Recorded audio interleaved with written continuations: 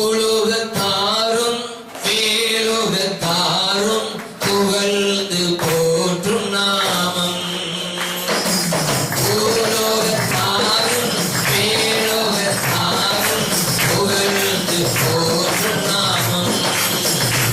இதை பிடித்து கொண்டால்தான் பேரின்ப வாழ்வை பெறுவாய் நீ மனமே. இதை பிடித்து கொண்டால்தான் பேரின்ப வாழ்வை பெறுவாய் நீ மனமே.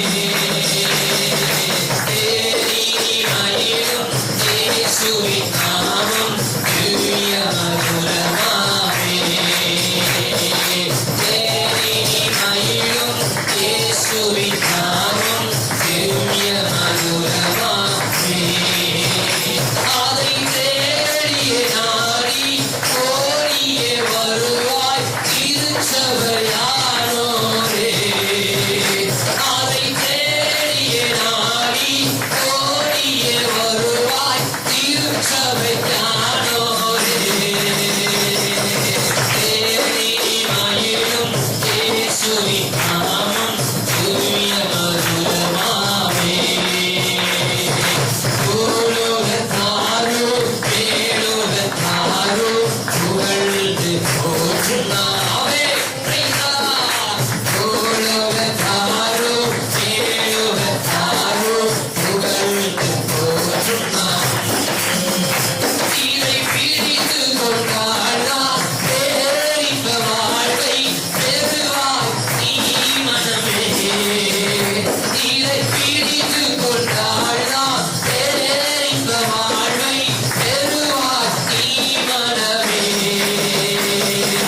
தேனி மயிலும் இயேசுவின் நாமம் தூய மதுரமாமே.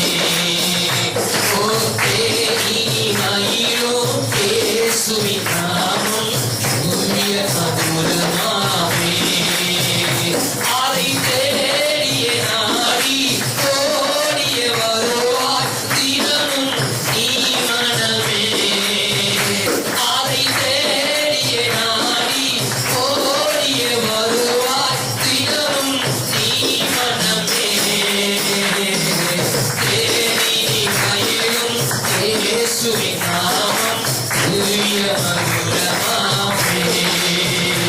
ஓ தேனி மயிலும் இயேசுவின் நாமம் தூய மதுரமாமே. இந்த மதியான நேரத்தில் வானத்திற்கும் பூமிக்கும் ஆண்டவரே சகல அதிகாரமுடைய இயேசு என்கிற நாமத்தின் ஆண்டவரே வழியாய் நாங்கள் அறிந்து கொள்ள வேண்டிய மெய்யான சத்தியங்களை ஆண்டவரே நானும் என் ஜனங்களும் அறிந்து கொள்வதற்கு கர்த்தர் எங்களோடு நீர் இடைபடுவீராக. எங்கள் இருதயத்தை திறந்த புஸ்தகமாக நாங்கள் விரும்பி வைக்கிறோம். என் இருதயத்தை எங்கள் சிந்தையை ஆண்டவரே உடைய கரத்தில் நாங்கள் அர்ப்பணிக்கிறோம். கர்த்தர் எங்களோடு நீர் பேசும். நாங்கள் அறிய வேண்டிய சத்தியங்களை அறிய வேண்டிய பிரகார விதத்துல கர்த்தர் நாங்கள் ஆண்டவரே எங்களுக்கு நீர் உபதேசிப்பீராக. நீர் அப்படி செய்வதற்கு நன்றி. துதி கன மகிமை அனைத்தையும் உங்க ஒருவருக்கு மாத்திரம் செலுத்துகிறோம். ஜீவனுள்ள நல்ல பிதாவே, ஆமென் ஆமென். எல்லாரும் நல்ல கரங்களை உயர்த்தி ஒரு ஆமென் சொல்லுங்க பார்க்கலாம். உற்சாகமான அல்லேலூயாவை பார்க்கணும். நல்ல உற்சாகமா சொல்லுங்க பார்க்கலாம். அல்லேலூயா அல்லேலூயா. இந்த நாளில உங்களுடைய மத்தியில கர்த்தருடைய ஒரு மேன்மையான வார்த்தையை உங்களோடு பகிர்ந்து கொள்வதற்கு என்னுடைய சிந்தையிலே கடந்த நாட்களிலே நான் தரித்திருந்த பொழுது தேவனாகிய கர்த்தர் என்னோடு பேசின சில வார்த்தைகளை நான் உங்களுக்கு முன்பாக நான் வைக்க விரும்புகிறேன். நான் உங்களை தயவாய் கேட்டுக்கொள்கிற ஒரு காரியம் என்னவென்றால், கர்த்தருடைய வார்த்தையை பேசும் பொழுது தயவு செய்து உங்களுடைய கவனங்கள் எல்லாம் இந்த வார்த்தையை நேராய் திரும்பும்படி நான் உங்களை தாழ்மையோடு நான் கேட்டுக்கொள்கிறேன். ஏண்டா இந்த வார்த்தை தான் உங்களையும் என்னையும் விடுதலையாக்கக்கூடிய வார்த்தையாக இருக்கிறது. உலாவை சொல்லுங்க பார்க்கலாம். உலாவை சொல்லுங்க பார்க்கலாம். தேவனுடைய வார்த்தை இல்லாம நமக்கு வாழ்க்கையே கிடையாது. தேவனுடைய வார்த்தை நமக்கு வாழ்வு கொடுக்கக்கூடிய வார்த்தையாக இருக்கிறது. உலாவை சொல்லுங்க பார்க்கலாம். அல்லேலூயா சொல்லுங்க பார்க்கலாம். அல்ல கையில உயர்த்தி சொல்லுங்க பார்க்கலாம். அல்லேலூயா. ஆகவே வேதம் உங்களுக்கும் எனக்கும் சுட்டி காண்பிக்கிற காரியங்களை, அது சோத்திரம், அது நமக்கு உணர்த்துகிற காரியங்களை நாம் புரிந்து கொண்டோமானா, விளங்கி கொண்டோமானால் நம்முடைய வாழ்க்கையை அபியாசப்படுத்துவது எளிது என்பதை நான் மீண்டும் உங்களுக்கு நான் சொல்லிக்கொள்ள விரும்புகிறேன். கர்த்தருடைய ஆவியானவர் உதவி செய்வாராக. ஸ்தோத்திரம். பொதுவாகவே கர்த்தருடைய வார்த்தையை கொடுப்பதற்கு முன்பதாக கர்த்தருடைய வார்த்தை ஆயத்தப்படுத்தும் போது யாராவது ஒரு மூலியமாய் இருக்கிற செய்திகளை கர்த்தர் இதுவரைக்கும் கன்ஃபார்ம் பண்ணி கொண்டு வருகிறார். கர்த்தருடைய நாமம் மகிமைப்படுத்தப்படட்டும். கடந்த நாட்கள் தேவ சமூகத்துல இந்த வார்த்தையில பேச வேண்டிய வார்த்தை என்ன என்று சொல்லி என் சிந்தையிலே நான் தரித்திருந்த பொழுது கர்த்தர் என்னோட பேசின வார்த்தைகளை இன்னொரு தேவ மனிதன் மூலியமாய் சரியான கர்த்தர் எனக்கு என்ன வார்த்தையை கொடுத்தாரோ அதே வார்த்தையை சொல்லும்படி எனக்கு ஒரு நல்ல ஒரு உறுதி கிடைத்தபடியா நிச்சயத்தோடு கூட இந்த நாளிலே இந்த வார்த்தைகளோடு கூட நான் பகிர்ந்து கொள்கிறேன். சொல்லக்கூடிய வார்த்தை அனைத்தும் என்னுடைய சொந்த வார்த்தை அல்ல, அத்தனையும் தேவனுடைய வார்த்தையாக இருக்கிறது. ஒரு ஆமென் சொல்லுங்க பார்க்கலாம். ஒரு ஆமென் சொல்லுங்க பார்க்கலாம். ஆகவே கேட்பதற்கு தீவிரமாக இருக்கு. மற்ற காரியங்களை செய்வதிலே நாம் தீவிரப்படுகிறோம். ஆனால் தேவனுடைய வார்த்தையை நாம் கேட்பதிலே நாம் தீவிரம் காட்டுவதில்லை. நம்முடைய வாழ்க்கையை அலட்சியப்படுத்தி விடுகிறோம். ஒரு மாலுமி ஒரு கப்பலை நடத்துகிற ஒரு மாலுமி அலட்சியமாய் தன்னுடைய கப்பலை நடத்துவானால் அவன் மாத்திரமல்ல அவனை சேர்ந்த அனைத்தும் கடலுக்குள்ள என்ன செய்து விடுமா? மூழ்கி விடும் என்று வேதம் சொல்லுகிறது. ஆகவேதான் கர்த்தருடைய நாமம் மையப்பட்டு நம்முடைய வாழ்க்கையும் அப்படித்தான். உனக்கு பின்னால ஒரு பெரிய சரித்திரம் இருக்கிறது. நீ ஒரு ஆள் அல்ல. உனக்கு பின்னாடி ஒரு பெரிய வம்சத்தை தேவன் வைத்திருக்கிறார். உனக்கு பின்னாடி ஒரு பெரிய தலைமுறையை தேவன் வைத்திருக்கிறார். ஆகவே நீ உங்களுக்கும் எனக்கும் கர்த்தர் சொல்லிக் கொடுக்கிற காரியங்களை சரியான விதத்தில் நாம் பயன்படுத்தி கொண்டோமானால் நம்முடைய தலைமுறை பாதுகாக்கப்படுவது மாத்திரமல்ல, நம்முடைய தலைமுறைகள் தலைக்கும் என்பதிலே சந்தேகமில்லை. ஒரு ஆமென் சொல்லுங்க பார்க்கலாம். எல்லாம் கையில உயர்த்தி சொல்லுங்க பார்க்கலாம். எல்லாம் நல்ல கையில உயர்த்துங்க. கர்த்தருடைய பரிசுத்த நாமத்துக்கு மகிமை உண்டாகட்டும். எடுத்து வாசிப்போம். கர்த்தர் நம்மோடு கூட இடைபடுவாராக. ஆதியாகமம் எழுதின புஸ்தகம் 16வது அதிகாரம்.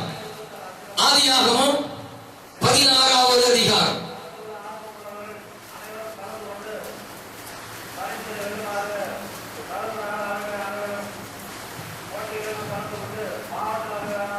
ஆதியாகமம் 16வது அதிகாரம். வாசியுங்கள். 8வது வசனத்தை நிறுத்தி நிதானமாய் தெளிவாய் நீங்கள் வாசியுங்கள். சாராயின் அடிமை பெண்ணாகிய ஆகாரே, எங்கே இருந்து நீ வருகிறாய்? நீ எங்கே போகிறாய்? ஒரு ஆமென் சொல்லலாம். ஒரு ஆமென் சொல்லுங்க பாருங்க. என்ன கேள்வி சொல்லுங்க. கேள்வி என்ன? சாராயின் அடிமை பெண்ணாகிய ஆகாரே. ஆகாரே, இன்னைக்கு ஆகாரே இடத்துல நான் என் பேரை போட்டுக்கிறேன்.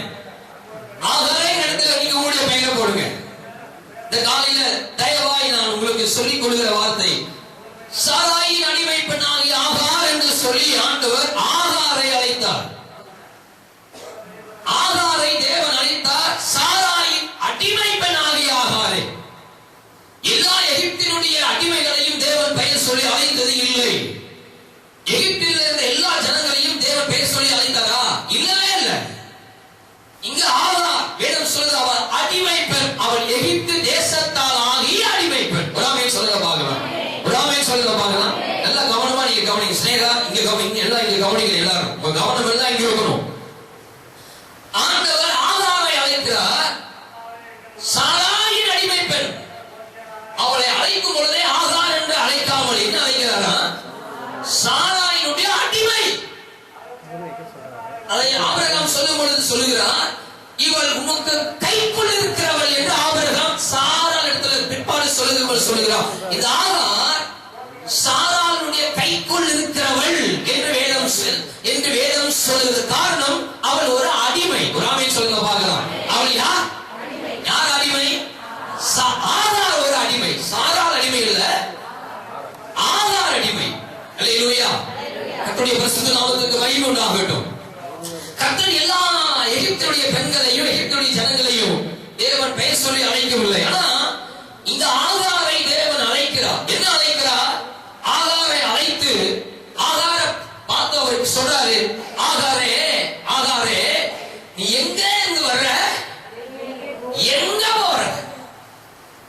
இன்னைக்கு நான் சொல்றேன், இந்த இடத்துல என் பேரை நான் வச்சுக்கிறேன், இன்னைக்கு உங்க பேரை நீங்க வச்சுக்கீங்க. நீ கர்த்தர் உங்களை பார்த்துக்கிறேன். எங்க இருந்து வர்ற? நீ எங்க போயிட்டு இருக்கிற? எங்க இருந்து நீ வந்துட்டு இருக்கிற? நீ எங்க போயிட்டு இருக்கிற?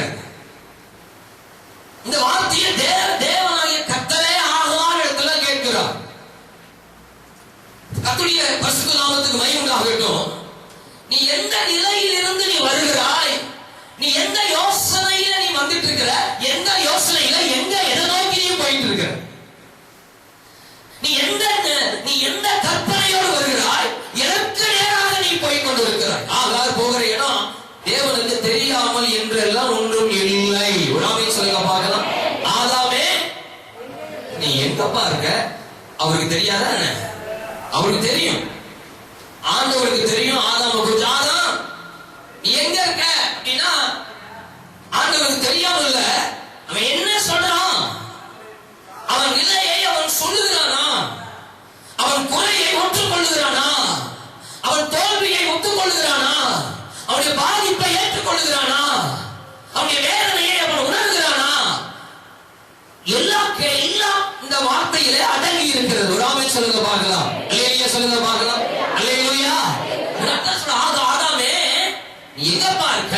ஆண்டவரே, தேவரீர் உலாவுகிற தோட்டத்தில் உலாவுகிற சத்தத்தை கேட்டு பயந்து போய் என்ன பண்றேன்?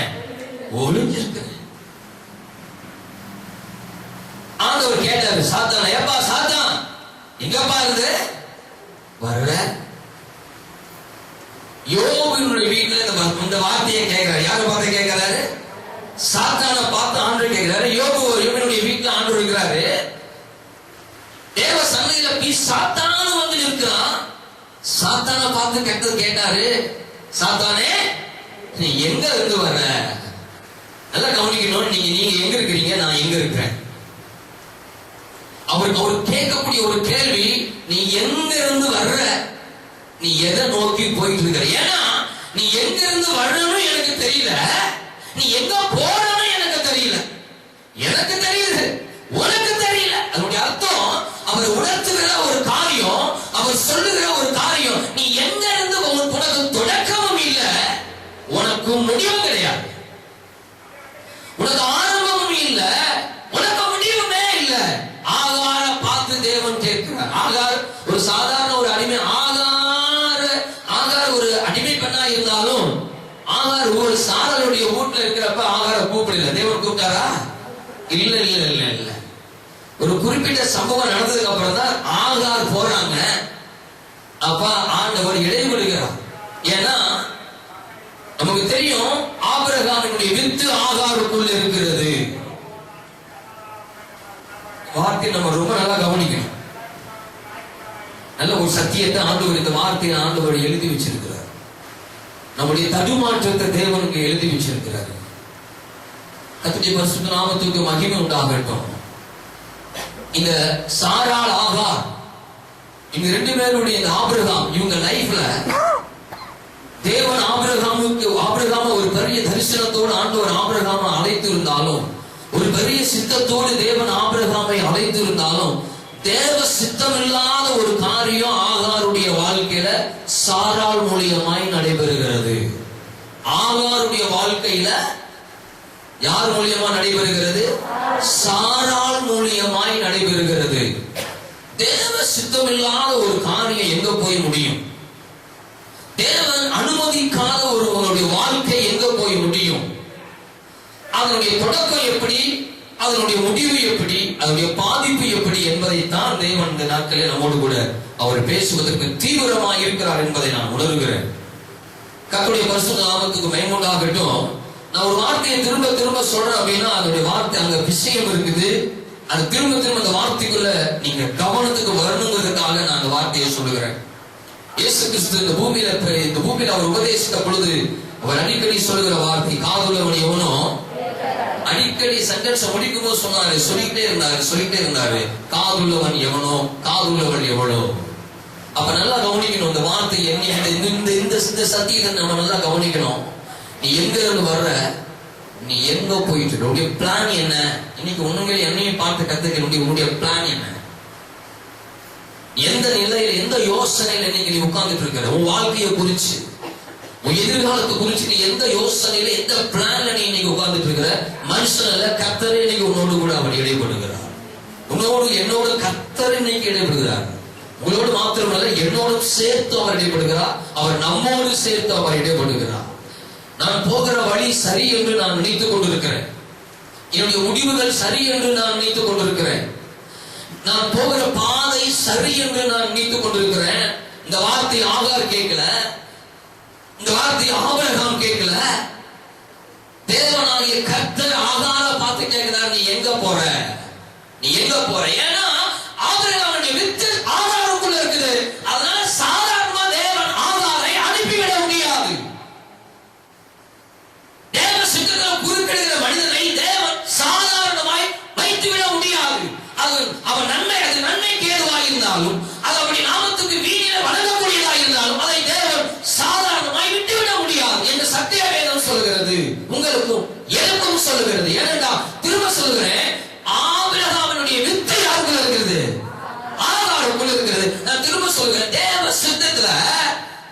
தேவனுடைய காரியத்துல தேவனை உரசிட்டு போனா நம்மளை ஒரு மனிதன் நின்றுகிட்டு இருக்கிற நம்மளை உரசிட்டு போனா உடனே நம்ம திரும்பி பார்க்கலாம். யாரும் அவன் உரசிட்டு போனான்?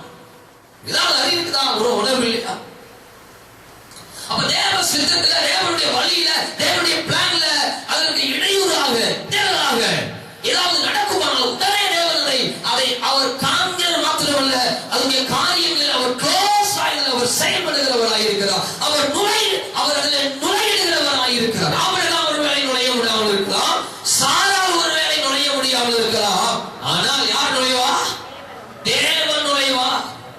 தேவ சித்தத்தினுடைய காரியத்துல நன்மையானாலும் தீமையானாலும், தேவன் சித்தமில்லாத காரியத்துல, தேவன் அனுமதிக்காத காரியத்துல ஒரு மனிதன் செயல்படுவானேனால், ஒரு மனுஷன் செயல்படுவானேனால் நிச்சயமாய் தேவன் அவர்களோடு தேவன் இடைபடுகிறவராய் இருக்கிறார். அப்படிதான் தேவன் இன்றைக்கு ஆகாரோடு கூட தேவன் செயல்படுகிறார். நான் திரும்ப சொல்லுகிறேன், ஆகாருடைய வயிற்றில ஆபிரகாமுடைய வித்து இருப்பதினால் மாத்திரமே தேவன் யாரை சந்திக்கிறார்?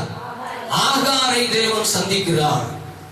கர்த்தருடைய பரிசுத்த நாமத்துக்கு மகிமை உண்டாகட்டும். இன்னைக்கு நம்மோடு கூட தேவனுடைய சத்தியத்தை அவர் பகிர்ந்து கொள்கிறார்.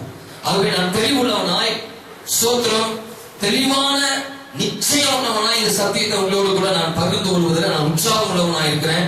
நான் தெளிவுள்ளவன். நல்ல பாடங்களை உங்களுக்கும் எனக்கும் தேவனாய் கர்த்தர் இந்த வேத வசனத்தின் அடிப்படையில இதனுடைய வழியில தேவன் நமக்கு கற்றுக் கொடுப்பதை நினைத்து நான் தேவனுக்கு நான் நன்றி செலுத்துகிறேன். நம்முடைய வாழ்க்கை மீண்டேறுவதற்கு நல்ல ஆலோசனைகளை தேவனாகிய கர்த்தர் ஸ்தோத்திரம் நமக்கு வேத புஸ்தகத்தில் எழுதி வைத்திருக்கிறார். ஒரு ஆமென் சொல்லுங்க பார்க்கலாம். ஒரு ஆமென் சொல்லுங்க பார்க்கலாம். இன்னைக்கு நான் எங்கிருந்து வருகிறேன், அது நான் என்ன போகிறேன், நான் என்ன செய்கிறேன், நான் எங்கு போகிறேன். இந்த வார்த்தையை நீங்க காண்பு ஒவ்வொருவரையும் பார்த்து கேட்கிறாரு, நீ எங்க இருந்து வர்ற, எந்த நினைவுகளோடு நீ வர்ற, எந்த நினைவுகளோடு நீ எங்க போற. அவருடைய காரியங்களை பார்க்கும்போது அவளுக்கு தொடக்கமும் இல்லை, அவளுக்கு முடிவும் இல்லை, அவளுக்கு ஆரம்பமும் இல்லை, அவளுக்கு முடிவும் இல்லை. இது உணர்த்துக்கு தான் கர்த்தர் கேட்கிறார், நீ எங்க வர்ற, அம்மா நீ எங்க போற அப்படின்னு சொல்லி கர்த்தர் ஆகாரம் பார்த்து கேட்கிறார். திரும்ப சொல்லுகிறேன், சாராள் நிமித்தமாய் ஆகாரின் மூலியமாய் வந்தாலும், தேவன் சித்தமில்லாத, தேவன் அனுமதிக்காத எவைகளாய் இருந்தாலும் அதனுடைய பாதிப்பே என்பதை வேதம் தெளிவாய் சொல்லுகிறது. சாராள் மூலியமாய் தேவ சித்தம் தீர்மானிக்கப்பட்டது, அது நன்மையாய் முடிந்தது. சாராள் மூலியமாய் ஆகாரிடத்துல சாராளின் சித்தம் நிறைவேறினது, அது பாதிப்பாய் முடிந்தது. நான் மீண்டும் சொல்லுகிறேன், தேவனால் தேவ சித்தத்தின்படி சாராளுடைய வாழ்க்கையில தேவ சித்தம் நடந்தது, அது நன்மையாய் முடிந்தது. சாராள் நிமித்தம் சாராளின் மூலியமாய் ஆகாருடைய வாழ்க்கையில ஒரு சாராளுடைய சித்தம் அதுல திணிக்கப்பட்டது, அது வேதனையில் முடிந்தது. இன்றைக்கு என்னுடைய வாழ்க்கையில நான் எந்த சித்தத்தை என் லைஃப்ல நான் அனுமதிக்கிறேன், பாஸ்டாகிய நான் என் லைஃப்ல நான் எந்த காரியத்தை நான் அனுமதிக்கிறேன், தேவன் என் மேல எனக்கு நியமிக்கப்பட்ட காரியத்தை நான் அனுமதிக்கிறேனா, அல்லது என் சுய சித்தத்தின் காரியத்தை நான் அனுமதிப்பதற்கு, அதை செயலாக்குவதற்கு என் காரியங்களை நான் மேற்கொள்ளுகிறேனா. தேவ சித்தத்தின்படி நடக்காத ஒரு மனிதனுடைய வாழ்க்கை எப்படியா இருக்கிறது என்பதற்கு சாராளும் ஆகாருடைய வாழ்க்கை ஒரு பயங்கரமான ஒரு முன்னுதாரணம் என்பதை நான் சொல்ல முடியும்.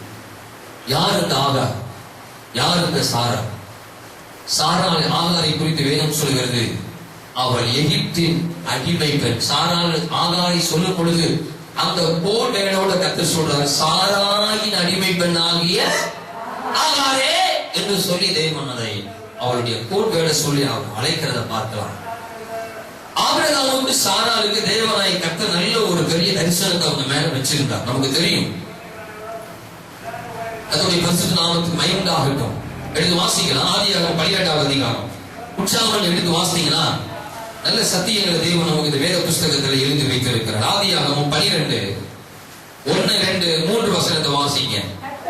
கர்த்தர் ஆபிரகாமை நோக்கி, உன் தேசத்தையும் உன் இனத்தையும் உன் தேசம், உன் இனம், உன் தகவனுடைய வீட்டையும் விட்டு புறப்பட்டு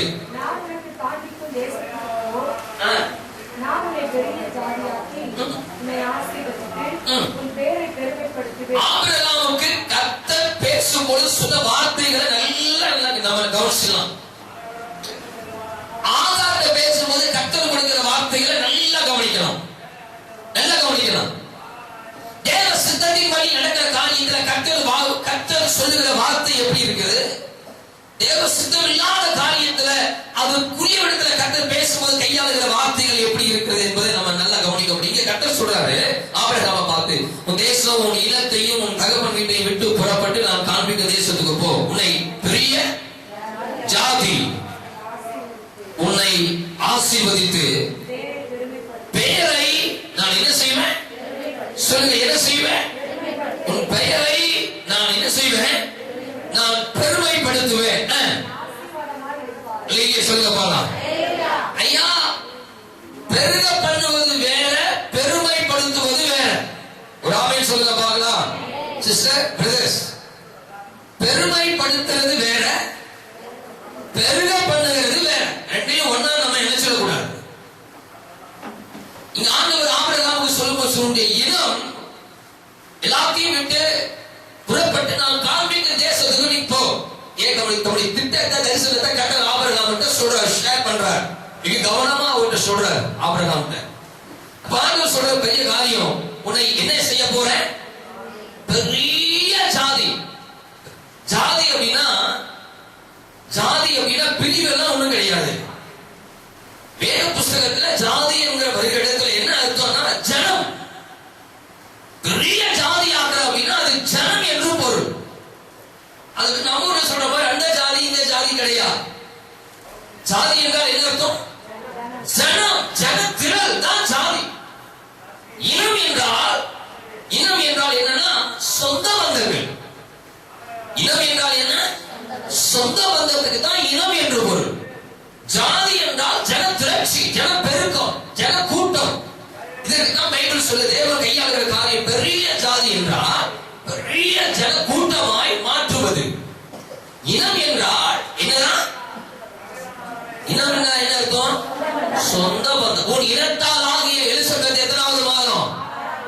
உன் இனத்தால், உன் சொந்தம். உன் இனத்தால் அப்படின்னா உன் சொந்தக்காரின்னு அர்த்தம். இந்த ஜாதி அப்படின்னா அது பெரிய, அதை பெருக பண்ணுவது. அதான் சொன்னேன், பெருமைப்படுத்துவது வேறு, பெருக பண்ணுவது வேறு. பெருக பண்ணுவோம் அப்படின்னா இதோ தேவன் நம்மளை பிளஸ் பண்றார் அப்படி என்பது அர்த்தமும் அல்ல என்பதை நீங்கள் நான் நன்றாய் புரிந்து கொள்ள வேண்டும். கர்த்தருடைய பரிசுத்த நாமத்துக்கு மகிமை உண்டாகட்டும். ஆகவே கர்த்தருடைய பரிசுத்த நாமத்துக்கு மகிமை உண்டாகட்டும். கர்த்தர் சொல்றாரு, உன் இனத்தை சொந்தமானதெல்லாம் விட்டுட்டு நான் காண்பிக்கிற தேசத்துக்கு, என்னுடைய சுய சித்தத்துக்கு, என்னுடைய திட்டத்துக்கு வந்தனா பெரிய ஜாதியா மாத்துறது மாத்திரம் இல்ல, உன்னை என்ன செய்வேன்? உன்னை இரண்டாவது வசனம் பாருங்க, இரண்டாவது வசனம் பெரிய ஜாதியாக்கி உன்னை நான் பிளஸ் பண்ணுவேன். ஒரு ஆமென் சொல்லுங்க பார்க்கலாம். எல்லாம் ஆமென் சொல்லுங்க. என்ன சின்ன வார்த்தை கையாளுறாரு? உன்னை என்னன்னா ஆசீர்வதிப்பேன். உன்னை பெரிய ஜாதி ஆக்குறது வேற, உன்னை ஆசீர்வதிக்கிறது வேற. ஒரு ஆமென் சொல்லுங்க பார்க்கலாம். ஐயா ஒரு ஆமென் சொல்லுங்க பார்க்கலாம். வேதம் சொல்லுது சங்கீதம் 119ல, துன்மார்க்கனுக்கு உள்ள செல்வ திரட்சியை பார்க்கிறோம். ஒரு ஆமென் சொல்லுங்க பார்க்கலாம். ஒட்டாவிக்கு இடம் கொடுக்க கூடாது. துன்மார்க்கனுக்கு உள்ள செல்வ திரட்சி. துன்மார்க்கனும் பேச முடியும், துன்மார்க்கனும் நல்லா இருக்கிற மாதிரி மாற முடியும். செல்வ திரட்சி அது, ஆசீர்வாத திரட்சி அல்ல. ஒரு ஆமென் சொல்லுங்களே ஐயா, ஒரு ஆமென் சொல்லுங்க ஐயா. அது செல்வ திரட்சி தானே தவிர அது ஆசீர்வாத திரட்சியா? இல்லவே இல்ல, இல்லவே இல்ல, இல்லவே இல்ல. தேவ சித்தத்தின் படி வருகிறது எப்படி நிலை நிற்கிறது? தேவ சித்தத்தில், தேவ சித்தம் எல்லாருபடி வருகிறது. இவ்வளவு பாழாகிறது என்பதை தேவன் எழுதி வைத்திருக்கிறார். ஒரே ஒருத்தர் தான் அவங்க மேல தேவ சித்தம், தேவ சித்தத்தை தேவனாய் கர்த்தர் வைத்தார். அவர்கள் தேவன் கண்மேல் வைத்திருக்கிற சித்தத்தை தன்னுடைய சுய சித்தத்தின் வழியாக நிறைவேற்றுவதற்கு உட்பட்ட போதுதான் அங்கே விளைவுகளும் பிரச்சனைகளும் ஏமாற்றங்களும் தோல்விகளும் தலைமுறையான வேதனைகளையும் அவர்கள் சம்பாதித்துக் கொள்ள வேண்டிய ஒரு நிலை சாராள் மூலியமாய் வந்தது என்று சத்திய வேதம் சொல்லுகிறது. ஒரு ஆமென் சொல்லுங்க பார்க்கலாம். நல்ல உற்சாகமா சொல்லுங்க பார்க்கலாம். நான் ஒரு முக்கியமான காரியத்தை பேசிட்டு இருக்கிறேன். இன்னைக்கு உங்களோட என்னோட தேவன் நல்ல ஒரு முக்கியமான சத்தியத்தை தேவனாய் கர்த்தர் பேசிக் கொண்டிருக்கிறார். கர்த்தருடைய பரிசுத்த நாமத்துக்கு மகிமை உண்டாகட்டும். அப்ப தேவன் ஆபிரகாமுக்கு இப்படிப்பட்ட காரியங்களை சொல்லுங்க. 3ஆம் வசனத்துக்கு திரும்ப சொல்லுது, உன்னை ஆசீர்வதிக்கிறவங்க செய்வேன், உன்னை சபிக்கிறவங்களை. கர்த்தருடைய கண்கள் எப்பொழுதுமே ஆபிரகாமினுடைய மேலையும் சந்ததியின் மேலையும் கவனமா இருக்க போகுதுங்கிறதையும் அவர் இந்த இடத்துல சுட்டி காண்பிக்கிறார். யார் ஆபிரகாம் சந்ததியை சபிக்கிறது? யார் ஆபிரகாம் சந்ததிக்கு வரவா பேசுறது? யார் ஆபிரகாம் சந்ததியை நிந்திக்கிறது? அப்படின்னு சொல்லி ஆபிரகாமின் சந்ததியின் மேல அவ்வளவு கவனமா இருக்கிறார். யாரு? கர்த்தர். அதுக்கு சொன்ன என்ன ஒன்னு ஆசீர்வதிக்கிறாங்க பாக்குறேன், உன்னை சபிக்கிறவனையும் நான் என்ன செய்யறேன் பாக்குறேன். அப்ப நான் என்ன செய்யலாம்? மனுஷன் உன்னை ஆசீர்வதிக்கிறது உனக்கு தெரியலாம், உன்னை சபிக்கிறது உனக்கு என்ன பண்ணலாம், என்ன பண்ணாம இருக்கலாம், தெரியாம இருக்கலாம். ஆகவே உன்னை முன்னாடி நல்லா பேசுவான், ஆனா பின்னாடி உன்னை சபிச்சுட்டு இருப்பான். ஆனா தேவ சித்தத்தின்படி பிறக்கிற மனிதன் மேல தேவன் அக்கறையுள்ளவராய் இருக்கிறார். ஆமென் சொல்லுங்க பார்க்கலாம். அதான் சொல்ல, உன்னை ஆசீர்வதிக்கிறவங்களை நான் ஆசீர்வதிப்பேன், உன்னை சபிக்கிறவங்களை என்னை யாரு சொல்கிறான்னு தெரியாது, உனக்கு தெரியாது, எனக்கு தெரியும். நான் முன்னாடி விட்டு பின்னாடி பேசினாலும் உனக்கு தெரியாது மகனே மகளே, எனக்கு தெரியும். உனக்கு தெரியாது அவங்க வாழ்க்கை ஏன் அப்படி ஆச்சு. ஏன்னா விசாரிச்சு பாரு, உன்னை குறிச்சு அவங்க சாபமான வார்த்தைகள் பேசினதுனால அப்படி விழுந்து பேருக்கு அநேக காரியங்கள் நம்ம பார்க்க முடியும். அப்ப அவங்களுடைய லைஃப் மேல சந்ததி மேல தேவனாய் கர்த்தர் அவ்வளவு கவனமா இருக்கார். ஏன்னா அவங்க மேல தம்முடைய பிரதானமான திட்டத்தை என்ன செஞ்சிருக்கிறாரா தேவன் வைத்திருக்கிறபடியா. அதனால சொல்ல, உனக்கு பெரிய ஜாதியாக போறேன், பெரிய ஜனத்திரட்சியை கொண்டு வர போறேன், உன்னை பிளஸ் பண்ண போறேன், உன்னை ஆசீர்வதிக்கிறவங்களே எல்லாம் என்ன செய்ய போறேன், சபிக்கிறவங்களே எல்லாம் என்ன செய்ய போறேன். இதுதான் என்னுடைய பிளான், இதுதான் என்னுடைய திட்டம் சொல்லி ஆண்டவர் ஆபிரகாமுக்கு கர்த்தர் வாக்கு பண்ணியிருந்தார். கிட்டத்தட்ட 75 வயதுல தேவனாய் கர்த்தர் ஆபிரகாமை சந்தித்து இந்த வாக்குத்தத்தங்களை கர்த்தர் தருகிறார். என்னைக்குமே தேவ சித்தத்தை பெற்றவர்கள், தேவனிடத்திலிருந்து பொறுப்பை பெற்றவர்களுக்கு கன்னியாக கூடவே ஏதாவது ஒன்று இருக்கும். தேவ சித்தத்தை பெற்ற நீங்களா இருந்தாலும் நானா இருந்தாலும் உன் மேல இருக்கிற தேவ சித்தத்தை கவிழ்த்து போடும்படி கூடவே பிசாசு ஒரு ஆப்ஷன் வச்சிருப்பான். கூடவே உனக்கு ஒன்று இருக்கும். ஸ்தோத்திரம். அதை நீ அடையாளம் கண்டு கொள்ள வேண்டுமானா நமக்கும் தேவனுக்கும் சரியான ஒரு உறவு இருந்தால் மாத்திரமே அதை நாம் அடையாளம் கண்டு கொள்ள முடியும். எல்லாருக்கும் விழுதுலாம் பால் தான் நீ நம்பிட்டு இருந்த. சாராள் கூடவே யார் இருந்தா? ஆக அவன் அடிமரம். சாராளுடைய சொந்தக்காரியா இழந்தாளா? அவ யாரு? அடிமை. அவன் ஒரு அடிமை. எகிப்துக்கு போனது நிமித்தம் என்ன பண்ணிட்டான்? கூட்டி கூட வந்தாச்சு ஆளு, வேலைக்காரங்க எல்லாம் கொடுத்தவன் ராஜா. ஒரு ஆமென் சொல்லுங்க பார்க்கலாம். அல்லேலூயா. சாராளுக்கு பக்கத்துல கூட யார் இருக்கிறா? ஆகார். நல்லா கவனிங்க. தேவன் வாக்குத்தத்தங்களை கொடுத்தா வருடங்கள் உருண்டோடினது. கர்த்தர் வாக்குத்தத்தங்களை கொடுத்துட்டே இருந்தாரு. வருடங்கள் உருண்டோட ஆரம்பித்தது. கர்த்தர் அவங்க வாழ்க்கையில் கொடுத்த தரிசனங்களை ஒருவேளை கர்த்தரை மறந்துட்டாரோங்கிற அளவுக்கு இவங்களுடைய நினைவுகள் வந்ததுனால நமக்கு தெரியும் சாராள் செய்த ஒரு பெரிய தவறு என்னன்னா, எடுத்து வாசிங்க ஆதியாகமம் 16வது அதிகாரம் 16:1-2 வாசிங்க பார்க்கலாம். 1-2 வாசிங்க. சாராய்க்கு பிள்ளை இல்லாது இருந்தது. நல்ல கவனிங்க. ஆகார்னு வர்றப்ப எல்லாம் எகிப்து தேசத்தாலாகிய ஆகார் பேர் கொண்ட இருந்தாள். பிள்ளை பெறாதபடிக்கு கர்ப்பத்தை அடைச்சது யாருங்களா? யார் அடைச்சிருக்கிறா? ஆபிரகாமா? இல்ல. நான் பிள்ளை பெறாதபடிக்கு கர்த்தர் என்னுடைய இதை என்ன பண்ணியிருக்கிறாரா? அடைத்திருக்கிறார். என் அடிமை பெண்ணோடு சேரும் ஒருவேளை. நல்ல கவனிங்க. இதுதான் பிரச்சனைக்கு உள்ளான வார்த்தைய. இதுதான் நம்ம வாயிலிருந்து வர்ற ஒரு வார்த்தை உன் வாழ்க்கையவே வேட்டு வைக்கக்கூடியதா மாறிடும் அப்படிங்கிறதுக்கு சாராளுடைய ஒரு கையாண்ட வார்த்தை விதம் அது ஒரு பெரிய முன்னுதாரணம். ஒருவேளை ஒரு சந்தேக விதையோடு ஒருவேளை இவளால் என் வீடு என்ன செய்யப்படலாம், கட்டப்படும். இவளால வீடு கட்டப்படும் கர்த்தர் ஏற்கனவே சொல்லி இருந்திருப்பாரு. இவர் மூலியமாதான் உனக்கு லைஃப் நடக்கும் அப்படின்னா சாராள் இதுக்கு யாரை கொடுத்திருப்பாரு, ஆதாரம் கொடுத்திருந்திருப்பாரு. சாராள் அவசியமே கிடையாது. இந்த நம்ம சொல்றாங்க ஒருவேளை இது சந்தேக விதை. இந்த சந்தேக விதைய தேவ சித்தத்துல விதைக்க முற்பட்டாங்க யாருலாம், சாரா. இந்த சந்தேக விதைகளை தேவனுடைய சித்தத்துல விதைக்க முற்பட்டவள் இந்த சாராள் என்று வேதம் சொல்லுது. ஒருவேளை இவளா என் வீடு கட்டப்படும் என்று நான் நினைக்கிறேன், நான் உணர்கிறேன். உன்னுடைய யோசனை என்ன என்றெல்லாம் கேட்பதற்கு சாராளுக்கு டைம் கிடையாது, சாராளுக்கு நேரம் இல்லை. எதை சொன்னாலும் ஆபிரகாம் கேட்கறதுக்கு ரெடியா இருக்கிறார். சோத்திரம். எதை சொன்னாலும் ஆபிரகாம் செய்யறதுக்கு ஆபிரகாம் வந்து ரெடியா இருக்கிறார், ஆயத்தமா இருக்கிறார். சொன்னா செஞ்சுவாரு. அந்த அளவுக்கு தெரியும் ஆபிரகாம் குறிச்சு சாராளுக்கு தெரியும். ஆகவே ஸ்தோத்திரம்.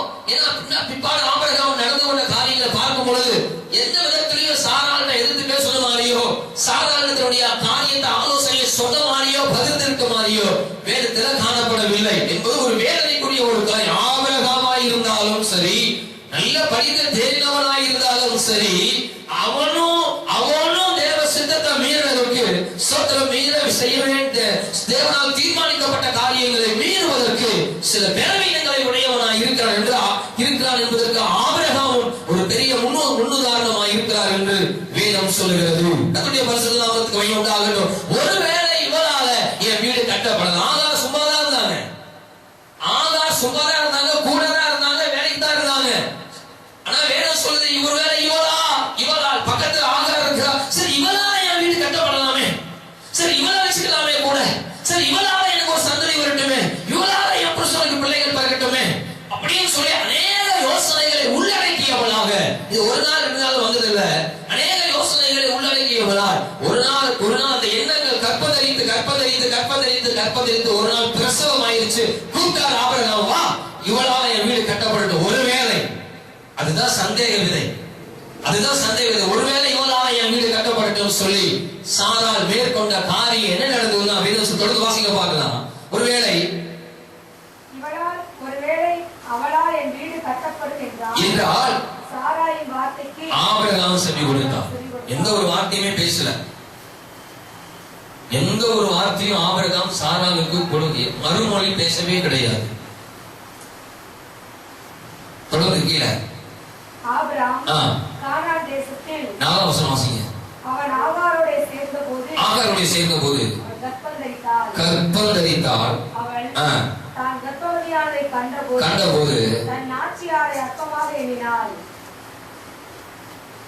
சாதாரணமா இருக்கும் போது சாரால அற்பமா என்னங்கிற அவசியமோ தேவையோ வரல. சாரால் ஒரு விதை போட்டுட்டான். நீ ஒரு விதை போட்டினா அது உனக்கு உபத்திரமா மாறும். தேவ சித்தத்தை மீறி ஒரு விதை நீ உனக்குன்னு விதைச்சனா, நான் எனக்குன்னு விதைச்சனா அது எனக்கு உபத்திரவமும் கண்ணியா மாறுங்கிறதுல சந்தேகம் இல்லை. அது ஆபிரகாமுடைய குடும்பமா இருந்தாலும் சரி, விசுவாசத்துக்கு தகப்பனா இருக்கலாம் ஆபிரகாம், அந்த ஆபிரகாமுடைய குடும்பமா இருந்தாலும் நீ தேவ சித்தத்துல உன் சுய சித்தத்துல நீ ஒரு விதைய போட்டனா அது உனக்கு காலாகாலமும் வேதனையை கொடுத்துக்கிட்டே இருக்குங்கிறது உங்களுக்கும் எனக்கும் வேதம் கொடுக்கிற ஒரு பெரிய எச்சரிப்பா இருக்கிறது. சாராள் சொன்ன உடனே ஆபிரகாம் செவி கொடுத்தாரு.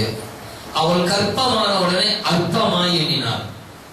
கர்ப்பமான உடனே அற்பமாய் எண்ணிட்டார். சாராள் ஆகாருக்கு வாழ்க்கை கொடுத்தது யார்? வாழ்க்கையை கொடுத்தாங்க. சாராள் ஆகாருக்கு வாழ்க்கை கொடுத்தாங்களா? தேவைக்கு பயன்படுத்த நினைத்தார். ஆகாரை தேவைக்கு தான் பயன்படுத்த நினைத்தார்.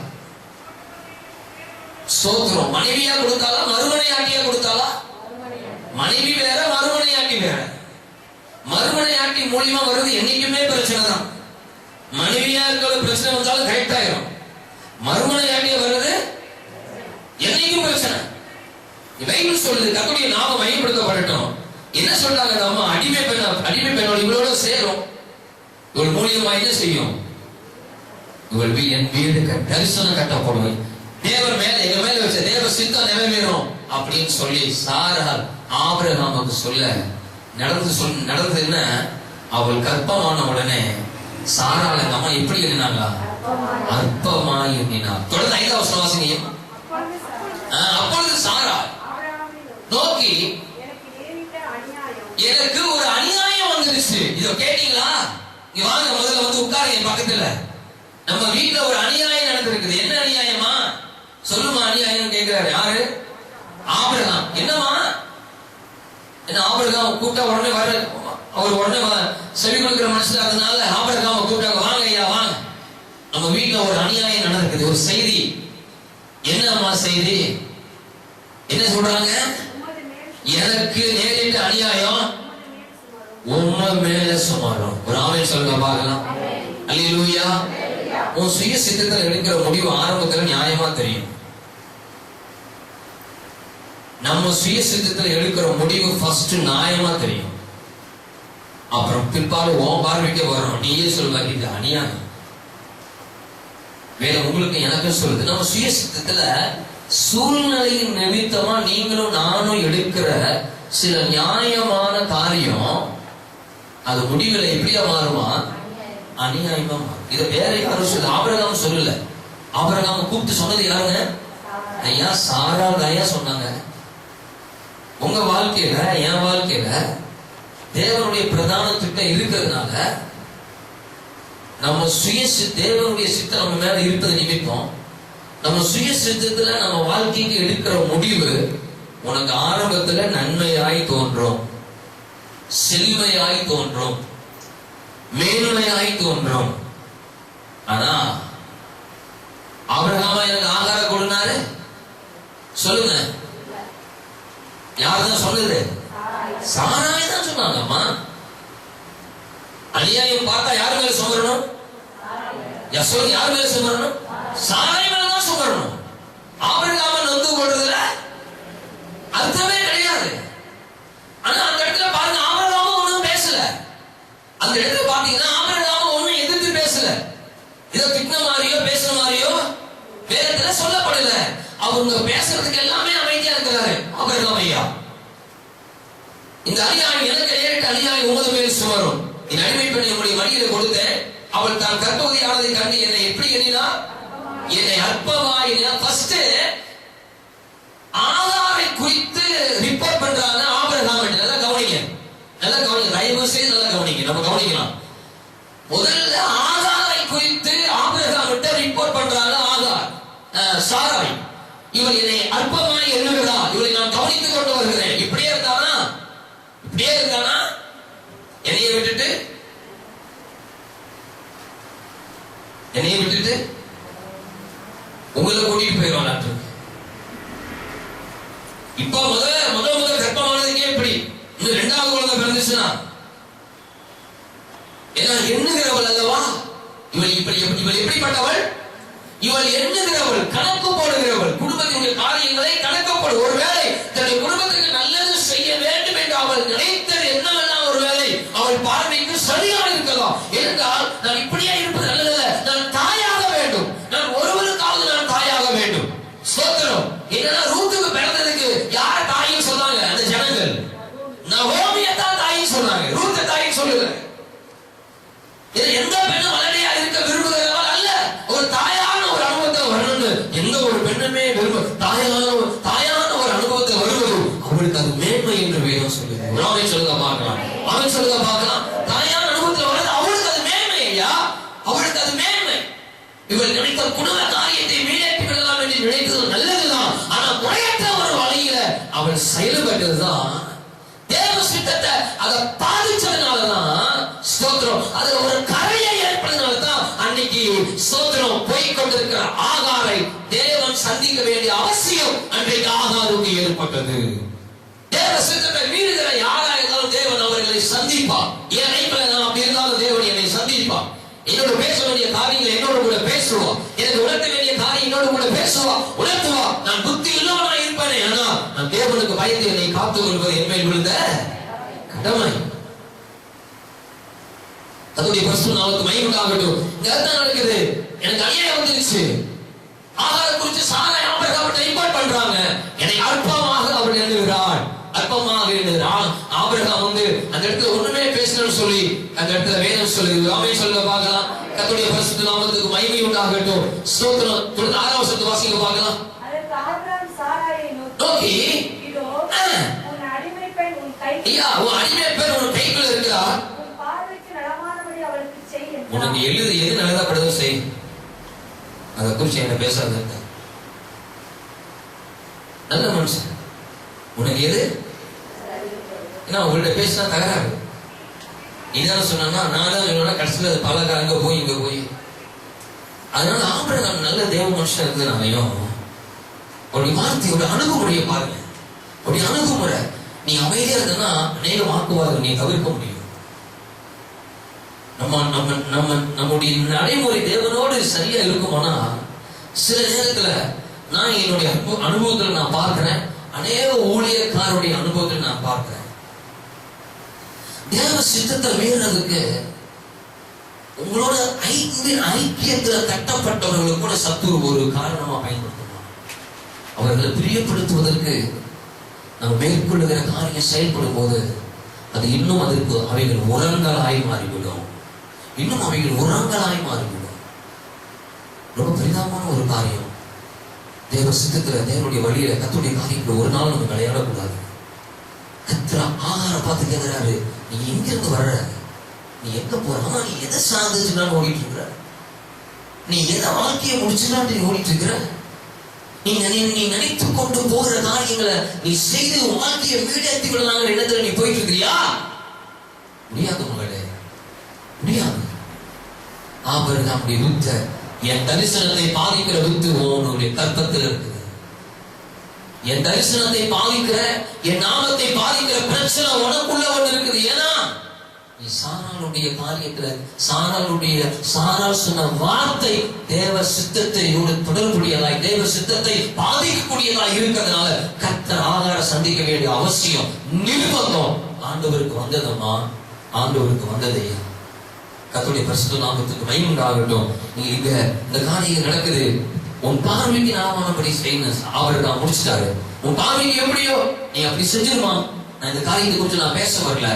அப்புறம் அவர் தொடர்ந்து காரியங்களை அவருடைய அணுகுமுறை, தன்னுடைய மனைவி இடத்துல அவருடைய அணுகுமுறைகளை எல்லாம் பார்க்கும்போது சாராள்கிட்ட எந்த ஒரு வாக்குவாதமோ எந்த ஒரு எதிர்பேச்சோ அவர்கிட்ட பேசல. ஒருவேளை ஏதாவது வாய் பேசுறவங்களா இருந்தாங்கன்னு தெரியல. யாருங்க சண்டைக்காரியோடு ஒரு பெரிய அரண்மனையில் இருக்கிறதை பார்க்கிறோம். நம்ம சொல்றாங்க, எனக்கு ஒரு மூளை கிடைச்சா போதும். நம்ம சொல்றோம், எனக்கு ஒரு மூளை கிடைச்சா நான் ஏதோ சட்னி ஆகி போட்டு. சாலமோன் அன்னைக்கே எழுதி வச்சிருக்காரு. சண்டைக்காரியோடு ஒரு பெரிய வீட்டில நான் குடியிருப்பதை பார்க்கிறோம். வீட்டின் ஒரு மூலையில தங்கி இருப்பது என் மானத்துக்கு நல்லது, என் ஜீவனுக்கு நல்லது, என் சரீரத்துக்கு. உன்னோட பேசி பேசி ஆவி போகிறதாட்டி நான் இன்னும் கொஞ்ச நாள் வாழலாம்னு என்ன செய்யறேன், ஆசைப்படுறேன். இதெல்லாம் உட்படும், ஜோக்கல்ல, இதெல்லாம் உட்படும். பரிசுத்தவானுடைய அணுகுமுறையை பாருங்க. நம்ம லைஃப்ல பரிசுத்தவானுடைய அணுகுமுறையை பார்த்தா நம்ம லைஃப்ல இன்னும் நல்லா புதுப்பித்துக் கொள்ள முடியும். ராமே சொல்லுங்க பாருங்க, நம்ம லைஃப்ல என்ன செஞ்சுக்கலாம், இன்னும் மெருகேற்றிக் கொள்ள முடியும், இன்னும் நம்முடைய வாழ்க்கையை அலங்கரித்துக் கொள்ள முடியும். ஸ்தோத்திரம். ஆபிரகாம் வாக்குவாதம் பண்ணாங்க, லோத்து வேலைக்காரர்கள் வாக்குவாதம் பண்ணாங்க, ஈவன் லோத்து கூட வாக்குவாதம் பண்ணாரு. ஆபிரகாம் வாக்குவாதம் பண்ணாரா? வேணாப்பா, நாம் சகோதரர்கள். நாம யாரு? நம்ம அடிச்சுட்டா அசிங்கம், வேணாம். இப்போ வலது பக்கம் போறேன், இடது பக்கம் போறேன், நீ முதல்ல நீ வழியை சூஸ் பண்ணதுக்கு அப்புறம் நான் அடுத்த வழியை போறேன். நல்ல ஒரு அணுகுமுறையான ஒரு அனுபவத்தில் ஆபிரகாம் இருந்தாரு.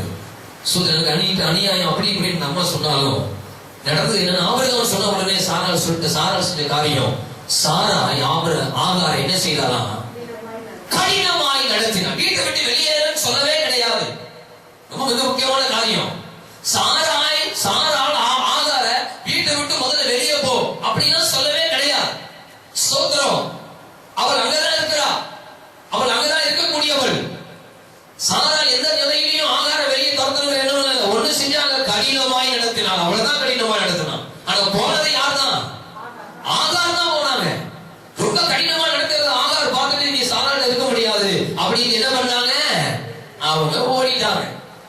பிற்பாடுதான் சாராருக்கு ஒரு தீர்க்க தரிசனம் வருகிறது.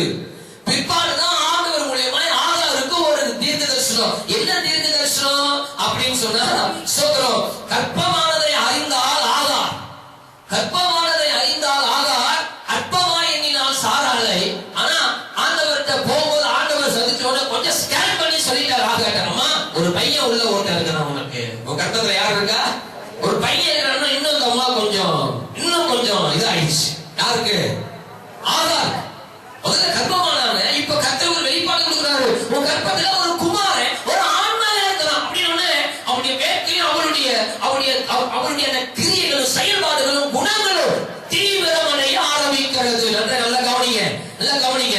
பையன் சொன்ன உடனே அவருடைய வீராப்பு, அவருடைய அணுகுமுறை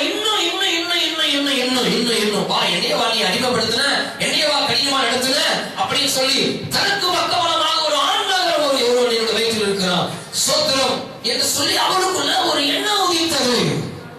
அதற்கு பிற்பாடு சோத்திரம் அவள் தைரியமாய் வேற சொல்றது கத்த சொல்கிறார், நீ போ, நீ திரும்பி போய் அவளுடைய கையின் கீழ் என்ன செய்ய, அடங்கி இரு என்று தேவனாகிய கர்த்தர் சொல்லுகிறார். நல்லா கவனிங்க, தேவன் சொல்கிற வார்த்தைகள் நல்லா கவனிங்க. தேவ சித்தம் உள்ள ஜனங்களுக்கு கர்த்தர் சொல்கிற வார்த்தை என்ன, தேவ சித்தம் இல்லாத வழியில கர்த்தர் சொல்கிற வார்த்தை என்ன. தேவ சித்தம் உள்ள ஜனங்களோட கர்த்தர் பேசுவார், தேவ சித்தம் இல்லாத ஜனங்களோட கர்த்தர் பேசுவார். பாலாக்கோடையும் சோத்திர பாலாக்கு சொல்ல வேண்டிய வார்த்தை, பாலாக்கு சொல்ல வேண்டிய வார்த்தைகளையும் கர்த்தர் சோத்திரம் எந்த தீர்க்கதரிசி மூலியமா சொன்னாரு, பிழையா மூலியமா சொன்னாரு. பிழையாவுக்கு சொல்ல வேண்டிய சொன்னாரு, மோசைக்கு சொல்ல வேண்டிய சொன்னாரு. கர்த்தர் எல்லாரிடத்திலும் கர்த்தர் எல்லாரிடத்திலும் பேசுகிறார் என்பதற்காக, கர்த்தரே என்னோடு பேசிட்டாருங்கிறதுக்காக நாம் ஆசீர்வதிக்கப்பட்டவர்கள் என்கிற எண்ணம், தவறான எண்ணம் ஒரு நாளும் நாம் கொண்டு விடக் கூடாது என்பதற்கு இந்த ஆகாருடைய லைஃப்ல தேவன் சந்திச்ச அந்த சந்திப்பு, அவரோடு பேசின உரையாடல் ஒரு பெரிய முன்னுதாரணம் என்பதை அறிய முடியும். நான் திரும்ப சொல்கிறேன், சாராள் மேல தேவ சித்தம் இருந்தது, ஆபிரகாமின் மேல தேவ சித்தம் இருந்தது. இவர்களுக்கு தேவன் ஒரு குமாரனை கொடுப்பது தேவ சித்தம், அவர்களை பெரிய ஜாதியாக்குவது தேவ சித்தம், அவர்களை ஜன திருப்தியாய் மாற்றுவது தேவ சித்தம், வானத்தின் நட்சத்திரங்களைப் போல அவர்களை பெருக பண்ணுவது தேவ சித்தம், கடற்கரை மணல்தனையாக அல்லது பூமியின் தூளத்தனையாக அவர்களை பெருக பண்ணுவது தேவ சித்தம், எல்லாவற்றுக்கும் மேலாக அவர்களை ஆசீர்வதித்தது தேவ சித்தம். அவர்களை பெருக பண்ணுவேன், உன்னை ஆசீர்வதிக்கிறவர்களை ஆசீர்வதிப்பேன், இனி ஆசீர்வாதமாக தான் இருக்க போகிறாய். இனி வரக்கூடிய சந்ததிகள் தலைமுறைகள் எல்லாம் ஆபிரகாமின் சந்ததி சபிக்கப்பட்ட சந்ததி அல்ல. இனி ஆபிரகாமின் பிறகு வரக்கூடிய சந்ததி எல்லாம் எப்படிப்பட்ட சந்ததி தான், அது ஆசீர்வாத சந்ததி தான். ஆகவேதான் தேவன் சொன்னார், நீ ஆசீர்வாதமாய் இருப்பாய் என்றால் உன் சந்ததி ஆசீர்வாதமாய் இருக்கும், உன் தலைமுறை ஆசீர்வாதமாய் இருக்கும். இப்படிப்பட்ட ஆசீர்வாதங்களோடு தான் உன் சந்ததி வாழப் போகிறது என்று சொல்லி ஆதியிலேயே தேவன் ஆபிரகாமுக்கு வாக்கு பண்ணியிருந்தார். ஒரு ஆமென் சொல்லுங்க பார்க்கலாம். ஐயா கையில் வச்சு ஆமென் சொல்லுங்க. ஆகார் இடத்துல தேவன் பேசும்போது சொல்லுங்க, கையாளுகிற வார்த்தைகளை கொஞ்சம் நல்லா நீங்க கவனிக்கணும். எங்க போற, நீ எங்க வர, எந்த நினைவுகளோடு இன்னைக்கு நீ வருகிறாய், எந்த நினைவுகளோடு உன் வாழ்க்கையை நீ நடத்தி கொண்டிருக்கிறாய், உன் மன கற்பனையில நீ வாழ்ந்து கொண்டிருக்கிறாயா, உன் மன கணக்கு போட்டு நீ வாழ்ந்து கொண்டிருக்கிறாயா. அப்படி தேவ சித்தத்தை தேவ சித்தத்தை பாதிக்கக்கூடிய ஒரு காரியம், ஒரு கிரியை உன்னிடத்தில் இருக்குமானால் அன்றைக்கு ஆகாரை சந்தித்தது போல இடைப்படுத்தும் போல இன்றைக்கு தேவனாய் கர்த்தர் உங்களோடு கூட இன்றைக்கு நம்மோடு கூட அவர் இடைப்படுத்துவதால் இருக்கிறார் என்பதை நான் முழு நிச்சயமாய் நான் சொல்ல முடியும். நம்பருக்கு மாத்திரம் கையில் வச்சு ஆமென் சொல்லுங்க பார்க்கலாம். அல்லேலூயா, அல்லேலூயா. கர்த்தருடைய பரிசுத்த நாமத்துக்கு மகிமை உண்டாகட்டும். கர்த்தர் ஆகாரை மீட் பண்ணார், கர்த்தர் ஆகாரை சந்திச்சார். சாராள் பேசல, சாராள் சொல்லல, ஆபிரகாம் சொல்லல, நான் போறேன். வேதம் சொல்லுது, அவள் ஓடி போகிறாள், ஓடி போகிறாள். போ, என்ன வச்சுட்டு போன்னு சொல்றோம்ல, போ, என்ன செய்ய, எனக்கு பதில் சொல்லிட்டு போ. சாராளுக்கும் ஆபிரகாமுக்கும் ஆகார் பதில் சொல்லணுமோ இல்லையோ, தேவனுக்கு பதில் சொல்லி ஆகணும். அதே மாதிரி சாராளும் ஆபிரகாமும் தேவனுக்கு பதில் சொல்லி ஆகணும். ஆகாரும் பதில் சொல்லி ஆகணும், சாராளும் ஆபிரகாமும் தேவனுக்கு பதில் சொல்லி. ஏன்னா தன்னுடைய பிரதானமான திட்டத்தை கரைபடுக்கிறவர்கள், தன்னுடைய பிரதானமான திட்டத்தை பாதித்தவர்கள் இவர்கள் ரெண்டு பேரும். கர்த்தருடைய பரிசுத்த நாமத்துக்கு மகிமை உண்டாகட்டும். ஆகாருடைய காரியங்கள் ஒருவேளை ஆகாருக்கு பாதிப்பா இல்லாததை போன்று தெரிந்தாலும் அது சந்ததியாய் ஆபிரகாமின் சந்ததிகளுக்கு அது இன்று வரை பாதிப்பாய் இருந்து வருகிறது என்பதற்கு ஆகாருடைய வாழ்க்கையில கர்ப்பத்தில் உருவான கரு ஒரு பெரிய முன்னுதாரணம். நீ சாதாரணமா எடுக்கிற உன்னுடைய முடிவுகள், அலட்சியமா எடுக்கிற உன்னுடைய முடிவுகள் இந்த வாழ்க்கையில மாறாத வேதனையான அடிச்சுவடைகளை உண்டாக்கிவிடும். பார்த்து வேதனைப்படக்கூடிய காரியங்களை ஏற்படுத்திவிடும் என்பதற்கு இந்த காரியங்கள் சத்தியங்கள் ஒரு பெரிய முன்னுதாரணம். ஆரம்பத்தில் நியாயமாய் தோன்றும் உன்னுடைய வாழ்க்கைக்கு நீ எடுக்கிற முடிவுகள், என்னுடைய வாழ்க்கைக்கு நான் எடுக்கிற முடிவுகள். ஆனால் முடிவுல நான் நியாயம் என்று சொன்னதை நானே என்ன சொல்லுவேன்? நீ நியாயம் என்று நான் சொல்லுவேன். சாராளமா அதை தான் சொன்னாங்க. நீங்க ஆண்டு சந்திக்கிற வாசிங்க 8 வாசிக்க பாருங்க. 8 திரும்ப. சாராயின் அடிமை பெண்ணாகிய ஆகாரே, எங்கே இருந்து வருகிறாய்? எங்கே இருந்து வர? எங்கே போகிறாய் என்று கேட்டார். அவள், நான் என் நாச்சியாராகிய சாராயை விட்டு ஓடி போகிறேன் என்றாள். ஐயா, நாச்சியாரை விட்டு நான் ஓடி போறேன் உள்ளதான் சொன்னாங்க. கீழே வாசிங்க. அப்பொழுது கர்த்தருடைய தூதனானவர், நீ உன் நாச்சியாரண்டைக்கு திரும்பி போய், ஓடி போகாத, திரும்பி போ, அவள் கையின் கீழ் அடங்கி இரு என்றார். ஏன்னா ஏன்னா காரியம் இவருது அல்லவா? காரியம் யாருது? கர்த்தருடையது. இப்படியே நம்ம அனுப்ப முடியுமா? சாரால் அனுப்பலாம், ஆபிரகாம் அனுப்பலாம். சாரால் திட்டாண்டு ஒரு ஆபிரகாம் ஒண்ணு என்ன செய்யலாம். ஆனா நான் ஒண்ணு அனுப்ப முடியாது. என்ன பண்ண முடியாது ஐயா? கர்த்தரை பாதிச்சுதான் உட்கார வச்சிருப்பாரு. தேவனுடைய காரியத்தை பாதிக்கிற காரியம் நடந்துச்சுன்னா சில நேரத்துல உன்னுடைய ஆசீர்வாத லைஃப்ல நீ போயிட்டு இருக்கும்போது கர்த்தர் உன் குடும்பத்தையும் ஒரு நிலையில அப்படியே நிக்க வச்சிருவாரு. என் நிலையில தேவன் நிக்க வச்சிருவாரு. இதெல்லாம் ஒரு பெரிய முன்னுதாரணம். நடக்குது. நீ ஓடி போகாத, திரும்பி போ. எங்க போ?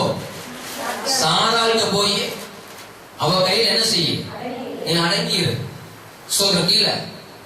கர்த்தருடைய தூதனானவர் அவரை நோக்கி, இப்ப ஒரு பிராமசி வருது. இப்ப ஆகாருக்கு ஒரு தீர்க்கதரிசனம் வருது. வாசிங்க. உன் சந்ததியை மிகவும் பெருக பண்ணுவேன்.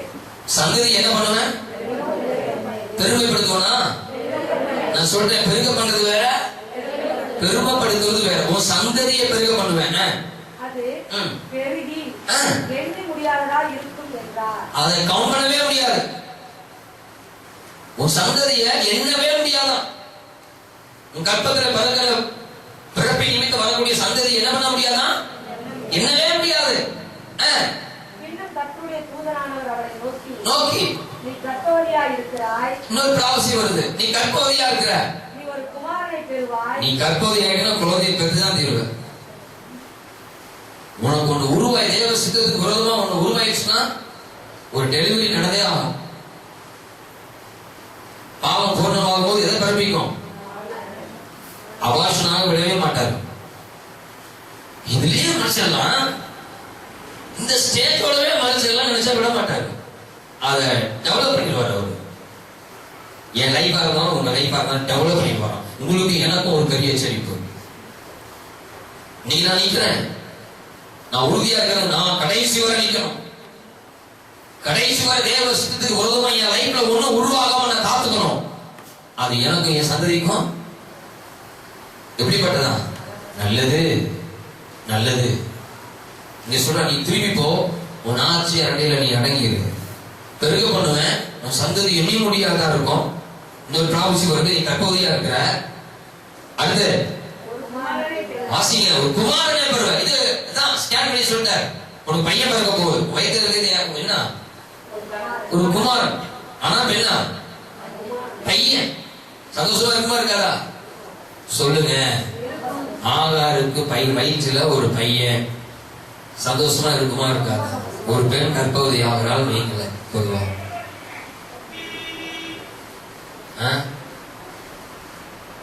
அவங்க என்ன குழந்தை வேணும்னா அவங்க என்ன சொல்லுவாங்க?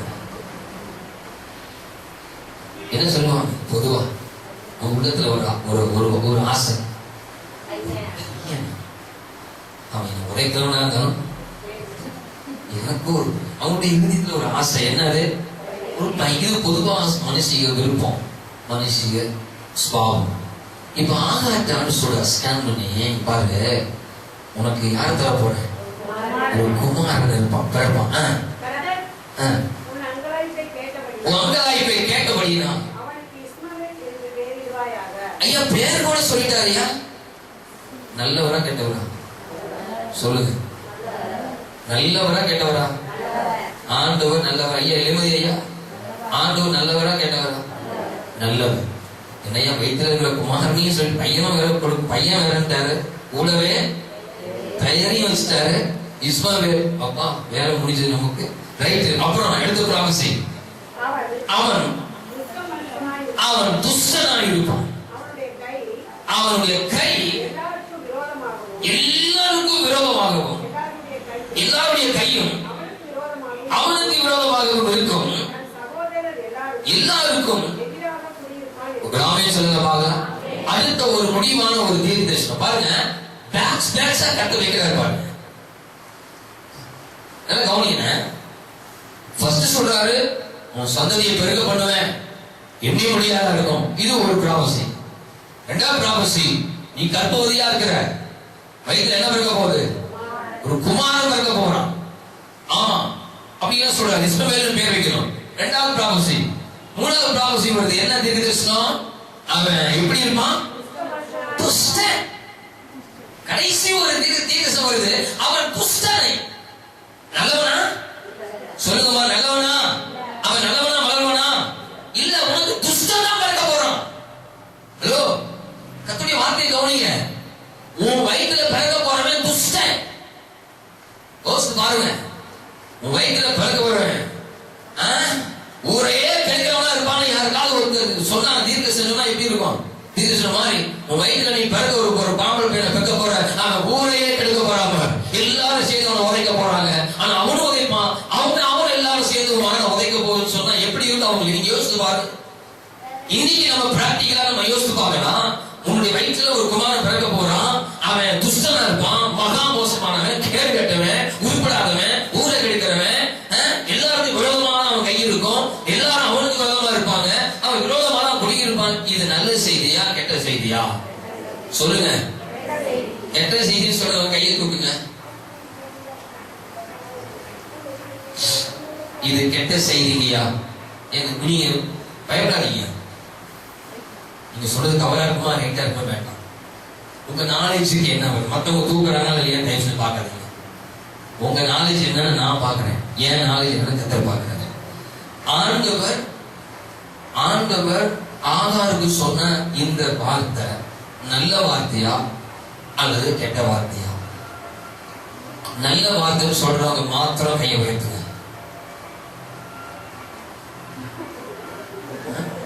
இல்ல நம்ம யோசிச்சு பார்க்கலாம். நம்ம தமிழ் பையன் வாசிக்கிறோம்ல, நீங்க சொல்ற அவன் துஷ்டனா இருப்பான். அதான் இன்னைக்கு ஒரு வேளை இப்படி ஒரு பிறக்க போற ஒரு பிள்ளைக்கு யாராவது இப்படி சொன்னாங்கன்னா அவங்களை நல்லவங்க யாரும் சொல்ல முடியுமா? சொல்றவங்களை நல்லவங்கன்னு சொல்ல முடியுமா? இல்ல அதை ஏற்றுக்கொள்றவங்க எப்படிப்பட்ட நிலையில இருப்பாங்க? யோசித்து பாருங்க. மகராசனா இருமானா சந்தோஷமா இருக்கும். இப்படி ஒரு வார்த்தை யாருக்காவது சில சொல்றத பார்த்தா நான் வேணா போய் டெஸ்ட் பண்ணி பாக்குறேன் பாஸ்டர். தயவு செஞ்சு டெஸ்ட் பண்ணிடாதீங்க. இது நல்ல வார்த்தையா? இல்ல, இது ஒரு வேதனைக்குரிய ஒரு வார்த்தை. பாருங்க, ஆகார்ட்ட தேவன் பேசுறப்ப எல்லாம் ஒரு நல்ல ஒரு பிளஸ் பண்ணக்கூடிய ஒரு வார்த்தையை தேவன் ஆகார்ட்ட கையாளவே கிடையாது. ஆபிரகாம்கிட்ட பேசும்போது நான் உன்னை ஆசீர்வதிப்பேன், உன்னை பெருக பண்ணுவேன், உன்னை ஆசீர்வதிக்கிறவங்களை ஆசீர்வதிப்பேன். மீண்டும் மீண்டும் ஆபிரகாமுடைய ஆசீர்வாதத்தை பெருக பண்ணக்கூடிய காரியத்துலதான் தேவன் கவனம் செலுத்துகிறானே தவிர அவன் சந்ததி எந்த விதத்திலும் சபிக்கப்பட்ட சந்ததியாய் மாறிவிடக் கூடாது என்பதில் யார் கவனமா இருக்கிறார்? அதான் உன்னை சபிச்சுட்டு நான் உன்னை சபிச்சிருவேன், அந்த சாபம் மேல வராது. ஏன்னா நான் நீ ஆசீர்வதிக்கப்பட்ட சந்ததியா நான் முன்குறிச்சிருக்கிறேன் அப்படிங்கிறேன். ஆகவே சந்ததிக்கு கலங்கத்தை ஏற்படுத்துகிறவங்களை நான் சும்மா விட மாட்டேன் அப்படின்னு கர்த்தர் சொல்லி இருக்கிறாரு. ஆகாருடைய லைஃப்ல எப்படி தவறுவாரு? ராமே சொல்லுங்க பார்க்கலாம். ஆகார் அப்படி என்ன சொன்ன? ஆபிரகாம்கிட்ட உன்னை சபிக்கிறவங்க என்ன பண்ணுவேன்? சபிப்பேன். அப்ப எப்படி ஆகாருடைய லைஃப்ல தேவன் எப்படி தலையிடாம இருக்க முடியும்? அவன் துஷ்டனா இருப்பான், அவன் கை எல்லாருக்கும் விரோதமா இருக்கும், அவனும் எல்லாருக்கும் விரோதமா இருப்பான், அவன் எல்லாருக்கும் விரோதமா குடியிருப்பான். இந்த வார்த்தையை கேட்ட உடனே ஆகாருடைய ஸ்டேட்மெண்ட் என்ன? நீங்க வாசிங்க. நீங்க வாசிக்கும் போது நீங்க வாசிங்க, மற்றவங்க எல்லாரும் வாசிக்கணும். இது ரொம்ப எனக்கு வேதனையா இருக்குது. வாசிக்கிறீங்க விட்டுறீங்க, நீங்க வாசிக்கணும். பைபிள் இருக்கிறவங்க எடுத்து வாசிங்க. உங்க வாயை தவிர தயவு செஞ்சு கர்த்தருக்காக கர்த்தர் நல்ல உங்களுக்கு படிப்பை சொல்லி கொடுத்திருக்காரு, படிப்பை கொடுத்திருக்கிறாரு. கர்த்தருடைய ஆலயத்துல வாசிங்க எடுத்து உங்களுக்கு மத்தத உட்கார்ந்து வாசிக்கிறவங்கள மணிக்கணக்கில் வேத புஸ்தகத்தை எடுத்து வாசிங்க, தயவு செய்து இல்ல வாசிங்க. அப்பொழுது அவள் என்னை காண்பவரை நானும் இவ்விடத்தில் கண்டேன் அல்லவா என்று சொல்லி தன்னோட பேசின கர்த்தருக்கு நீர் என்னை காண்கிற தேவன் என்று என்ன செய்தாராம்? ஐயா நான் கேட்கிறேன், அவரை ஆசீர்வதிச்சிருக்கிறாரு. நீங்க என்னை காண்கிற தேவன் என்று சொல்லி அநேக நேரத்தில் நம்ம ஜெபம் பண்றோம். ஆகார் என்ன ஆசீர்வதிச்சிருக்கிறாரு தேவனுக்கு பேர் வைக்கிறதுக்கு. கொஞ்சம் நம்ம யோசிச்சு பார்க்கலாம். ஆகார தேவன் ஆசீர்வதிச்சாரா? ஆகார தேவன் ஆசீர்வதிக்கவே இல்லை. இதுக்கு பின்னாடி தேவன் ஆகார்ட்ட பேசுறாரு, அந்த ஆசீர்வாதத்தை குறித்து தேவன் பேசல. முதல் பிராபசி வருது. கர்த்தர் தம்முடைய பிராபசியை மாற்றுகிறவர் அல்ல, திட்டத்தை மாற்றுகிறவர் அல்ல, தீர்க்கதரிசனத்தை மாற்றுகிறவர். சொன்னால் சொன்னதே. மனுஷன் வாக்குமாறுமா? கர்த்தருடைய வார்த்தை ஒரு நாள் மாறாது. அவர் பொய் சொல்ல மனுஷன் அடையாது. மனுஷன் இல்ல, மனம் மாறுவதற்கும் அவர் ஒரு மனபுத்திரன் அல்ல. சொல்லியும் செய்யாது இருப்பாரோ, வசனத்தில் நிறைவேற்றாது இருப்பாரோ என்ற என்னாகும் புஸ்தகத்தில் எழுதி இருக்கிறது. ஆனா இங்க கிறிஸ்த மனுஷன் அவன் எல்லாருக்கும் விரோதமா இருப்பான், எல்லாரும் அவனுக்கு விரோதமா இருப்பாங்க. இவன் இதுதான், லைஃப் இதுதான், உடைய லைஃப் இவனுடைய எதிர்காலம் இதுதான், ஒரு சந்ததி இதுதான், இப்படிப்பட்ட சந்ததி தான். இப்படிப்பட்ட சந்ததியை தான் நீ பெற்றெடுக்க போற. நீ ஆசீர்வாத சந்ததியை பெற்றெடுக்க போறது இல்ல, நீ ஒரு விரோதிய சபையை நீ பெற்றெடுக்க போற. தேசத்துக்கு ஜனங்களுக்கு தீங்கு விளைவிக்கிறவன நீ பெற்றெடுக்க போற. ஒரு நல்லவனை நீ பெற்றெடுக்க போறியா? இல்ல இல்ல இல்ல இல்ல. இந்த வார்த்தையை சொன்ன உடனே ஆகார் சொல்றாங்க, நீர் என்னை காண்கிறவரை நானும் இவ்விடத்தில் கண்டேன், நீர் என்னை காண்கிற தேவன்.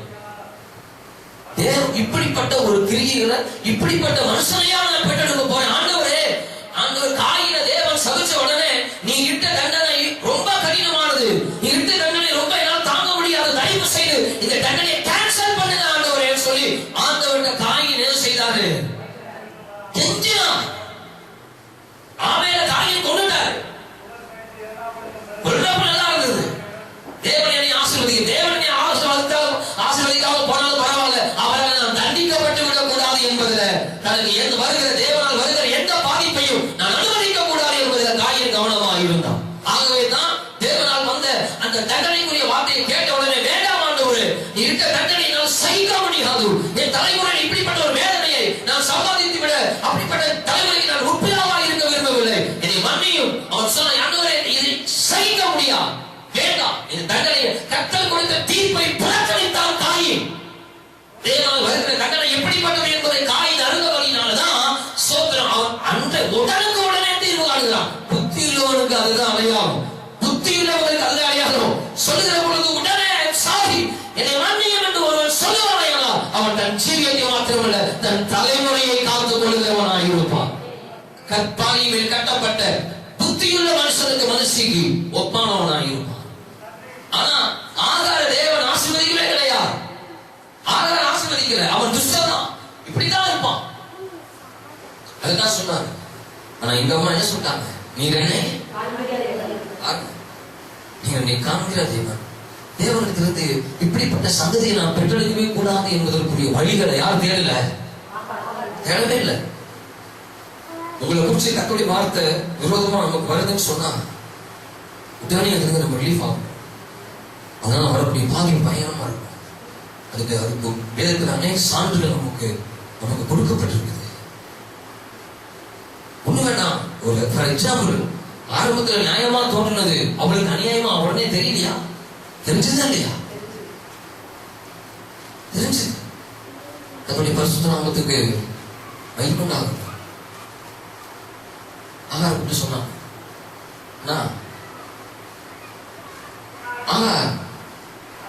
போய் நாச்சியன் வீட்டாளியில் இருக்கிறாங்க. கர்த்தருடைய பரிசுத்த நாமத்துக்கு மகிமையுண்டாகட்டும். 16 ஆதியாகமம் எடுத்து வாசிக்கணும். ஆதியாகமம் 16:16. ஆகார் ஆபிரகாமுக்கு பெற்றபோது ஆபிரகாம் இஸ்மவேலை பெற்றப்ப ஆபிரகாம் வயசு என்னன்னா 86. ஒரு ஆமை சொல்லுங்க பார்க்கலாம். அப்படியே தொடர்ந்து வாங்க. ஆதியாகமம் 21வது அதிகாரம் 21வது அதிகாரம். ஸ்தோத்திரம். பிரைஸ் எல்லாம் ஒண்ணுல இருந்து வாசிங்க சீக்கிரமா. சொல்லியிருந்தபடி ஐயா கடாட்சமானா கர்த்தர் தாம் உரைத்தபடி சாராளுக்கு செய்தருளினார். ஆபிரகாம் 100 வயதாய் இருக்கையில் சாராள் கர்ப்பவதியாகி தேவன் குறித்திருந்த காலத்திலே அவளுக்கு ஒரு குமாரனை பெற்றாள். அப்பொழுது ஆபிரகாம் தனக்கு சாராள் பெற்ற குமாரனுக்கு ஈசாக்கு என்று பெயரிட்டார். சாராள் பெற்ற குமாரனுக்கு ஆபிரகாம் தனக்கு சாராள் பெற்ற குமாரனுக்கு ஈசாக்கு என்று பெயரிட்டான். குமாரனாகிய ஈசாக்கு பிறந்த 8ஆம் நாளிலே ஆபிரகாம் தனக்கு தேவன் கட்டளையிட்டபடி அவனுக்கு விருத்த சேதனம் பண்ணினான். 5 வாசிங்க. தன் குமாரனாகிய ஈசாக்கு பிறந்த போது ஆபிரகாம் 100 வயதாய் இருந்தான். எத்தனை வயது? 100 வயது. ஈசாக்கு பெற்றப்ப ஐயாவுக்கு ஆபிரகாம் ஐயாவுக்கு எத்தனை வயசு? இங்க 14, இங்க 16 வாசிங்க. 16 வாசிங்க. ஆபிரகாமுக்கு இஸ்மவேலை பெற்ற போது ஆபிரகாம் 86. நான் கேட்கிறேன், இப்ப இஸ்மவேலுடைய வயசு என்ன? இப்ப இஸ்மவேலுடைய வயசு என்ன? 14 தானே? 14 வயசு. நல்லா கவனிங்க.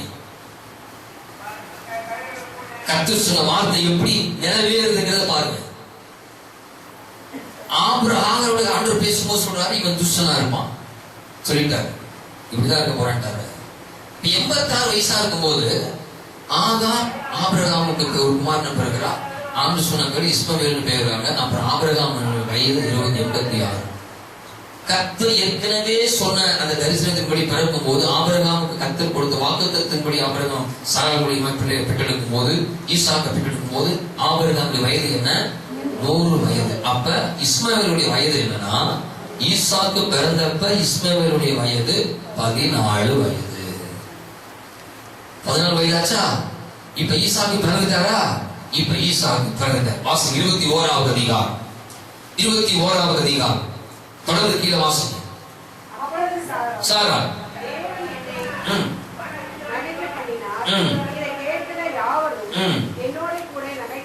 ஏது சாராள் பிள்ளைக்கு பால் கொடுப்பாள் என்று ஆபிரகாமுக்கு எதை சொல்லுவான். அவருடைய முதிர் வயதிலே அவருக்கு ஒரு குமாரனை பெற்றார். அவருடைய முதிர் வயதிலே சாராள் அவருக்கு ஒரு குமாரனை பெற்றானே என்றார். பிள்ளை வளர்ந்து பால் மறந்தது. ஈசாக்கு பால் மறந்த நாளிலே ஆபிரகாம் பெரிய விருந்து பண்ணினான். 8 பின்பு எகிப்து தேசத்தால் ஆகிய ஆகார் வாசிங்க. இன்னொரு வாசிங்க. 9 பின்பு எகிப்து தேசத்தால் ஆகிய ஆகார் ஆபிரகாமுக்கு பெற்ற குமாரன் பரியாசம் பண்ணுகிறதை யார பரியாசம் பண்ணுனா? யார பரியாசம் பண்ணினார்கள்? இஸ்மவேல் ஈசாக்க பரியாசம் பண்றார். நல்லா கவனிங்க. நான் கேட்கிறேன், இஸ்மவேலுடைய வயசு என்ன? 14 வயது இஸ்மவேலுடைய வயது. 14 வயசுல சாராள் ஆபிரகாம் குழந்தையை பெற்றெடுத்தப்ப பரியாசம்னா என்னன்னா, அம்மா நான் சொல்றேன் ஏன் நீ சிரிக்கிற அப்படின்னு கேட்கிறோம்ல. நானும் ஒருத்தர் பேசிட்டு இருக்கிறோம், இன்னொருத்தர் நான் சொல்றதை கேட்டு சிரிக்கிறாங்கன்னு வைங்க. உடனே எனக்கு என்ன இருக்கும்? கோபமா வராது. கேட்பேன், நாங்க பேச நீ ஏன் சிரிக்கிற? நக்கலா உனக்கு? ஆபிரகாமுக்கு சாராள் பெற்ற உடனே நகைச்சு, பரியாசம் என்றால் நகைப்பு. ஒரு கேவலமா, அற்பமா. எப்படி? கேவலமா, அற்பமா. யார? இஸ்மவேல் ஈசாக்க. சாராள் ஆகார் கர்ப்பமான உடனே ஆகார் சாராள் அற்பமாயினா. என்னன்னா ஆகார் சாராள் அற்பமாயினா. ஈசாக்கு பிறந்த உடனே 14 வயது நிரம்பினவன் குழந்தையா? 14 வயசுல யாரும் இருக்காங்க? யார் இருக்கா? யோகி எழுந்திரிங்க சீக்கிரம். இஸ்மவேல் கூட இப்பெல்லாம் பண்ற 14 வயசு. ஒரு உதாரணம். இப்ப ஒரு உதாரணம். 14 வயசுக்கு ஒரு உதாரணம்.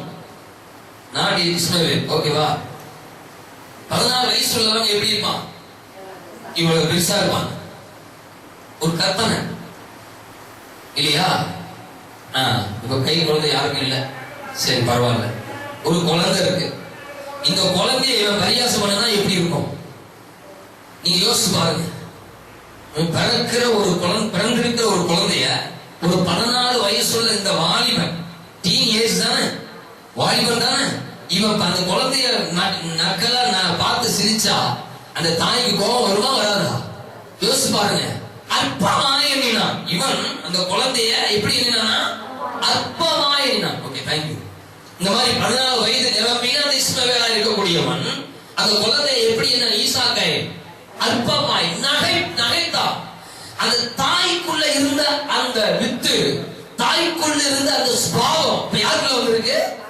இப்ப இஸ்மவேலுக்குள்ள வந்திருக்குது. ஸ்தோத்திரம். சில தாய் பண்ற மாதிரி அப்படியே என்ன செய்வாங்க? இசைகள் 16 சொன்னார், தாயை போல பிள்ளை. இசைகள் 14 சொல்லுது, தாயை போல பிள்ளை. அந்த பழமொழி வேற எங்கேயும் இல்லை, எந்த கவிஞனும் சொல்லல, கைக்குள்ள தான் இருக்கு வேற புஸ்தகத்துல. இதான் படிச்சேன். 2454 மொழிகளில வேத புஸ்தகம். இந்த பூமியில 7000க்கும் மேலான மொழிகள் இருக்கிறதா. அதுல முதல் இடத்துல அதிகமான ஸ்தோத்திரம், அதிகமான மொழிகளில் அச்சிடப்பட்டிருக்கிற ஒரே புஸ்தகம் பைபிள் என்று சொல்லி போன வாரத்தில் நான் நேற்று படிச்சுட்டு இருந்தேன். 2454 மொழிகளில் வேதாகமம் அச்சடிக்கப்பட்டிருக்கிறது. இன்னும் அச்சடிக்கப்பட போகுது. 2454 மொழிகளில் இந்த வேத புஸ்தகம் அச்சடிக்கப்பட்டிருக்கிறதா. ஒரு ஆமென் சொல்லுங்க பார்க்கலாம். படிச்சுட்டு நான் ரொம்ப மிகுந்த சந்தோஷப்பட்டேன். ரொம்ப ஆச்சரியமாயிருந்தே போகட்டும். இப்ப இந்த இஸ்மவேல ஈசாக்க பார்த்து என்ன செய்தாரா? நகைத்தார். அப்ப துஷ்டத்தனம் என்ன செய்ய ஆரம்பிக்குது? வெளிப்பட ஆரம்பிக்குது. யாருடைய லைஃப்ல? இஸ்மவேல் லைஃப்ல அந்த துஷ்டம். தேவன் சொன்ன வார்த்தை, அவன் சும்மா இருந்தாலும் தேவனுடைய வார்த்தை நிறைவேறி ஆகணும் அல்லவா? அப்ப அந்த வார்த்தை இஸ்மவேலுடைய லைஃப்ல நடக்குது. இப்ப என்ன நடக்குதுன்னு சொன்னா, அன்னைக்கு சாரா ஆகாரை குறித்து ஆபிரகாமுக்கு ரிப்போர்ட் பண்ணனா, ஆனா அடுத்த வசனத்தை பாருங்க பார்க்கலாம். அடுத்த வசனத்தை, சாரா ஆபிரகாமை நோக்கி அடிமை பெண்ணையும் அவன் மகனையும் புறம்பேத்து, அடுத்து கூட சேர்த்து அவன் மகனையும் உடனே தள்ளுங்க. முதல்ல கடினமா நடத்தினான், ஆனா இப்ப என்ன சொல்றாங்க? புறம்பே தள்ளு, முதல்ல அவங்களை துரத்தி விடுங்க அப்படின்னு சொல்றாங்க. இந்த அடிமை பெண்ணின் மகன் ஈசா கூட எப்படி இருப்பதில்லை? சுதந்திரவாளியா இருப்பதில்லை. 11 இந்த காரியம் ஆபிரகாமுக்கு, இங்க பாருங்க, என்னதான் இருந்தாலும் இஸ்மவேல் யாருக்கு மகன்? ஆபிரகாமுக்கு மகன் இல்லையா?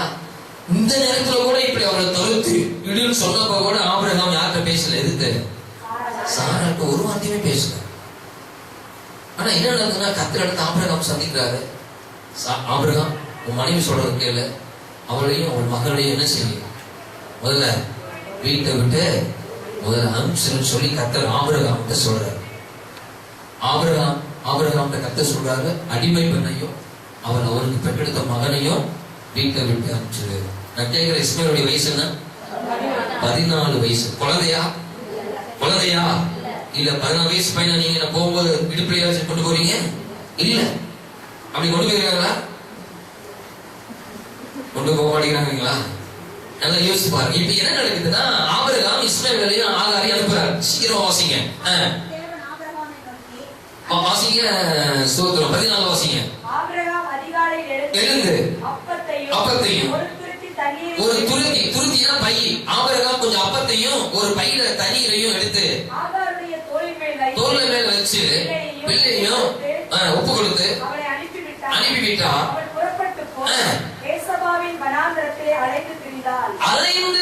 வனாந்தரத்தில் ஆகார் வந்து அலைந்து திரிகிறார். யாரை வச்சுக்கிட்டு? குழந்தைய வச்சுக்கிட்டான்.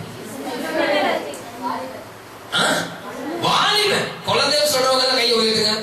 இஸ்மவேல் குழந்தையா? நான் அதான் சொல்லிட்டு, ஆகாரத்தோட வயசு என்ன இஸ்மவேலுக்கு? 14 வயசு உள்ளவனா யாராவது குழந்தைன்னு சொல்லுவாங்களா? சொல்லுங்க பார்க்கலாம். குழந்தைன்னு சொல்ல மாட்டாங்க. கர்த்தருடைய பரிசுத்தமாக மகிமைப்பட்டாங்க. சரி, இப்ப வாசிங்க. செலவழித்த பின்பு நான் கேட்கிறேன் பாருங்க. 15 துருத்தியில் இருந்த தண்ணீர் செலவழிந்த பின்பு அவள் பிள்ளையை ஒரு செடியின் கீழே விட்டு. கேட்கிறேன், அவனுக்கு குழந்தையா?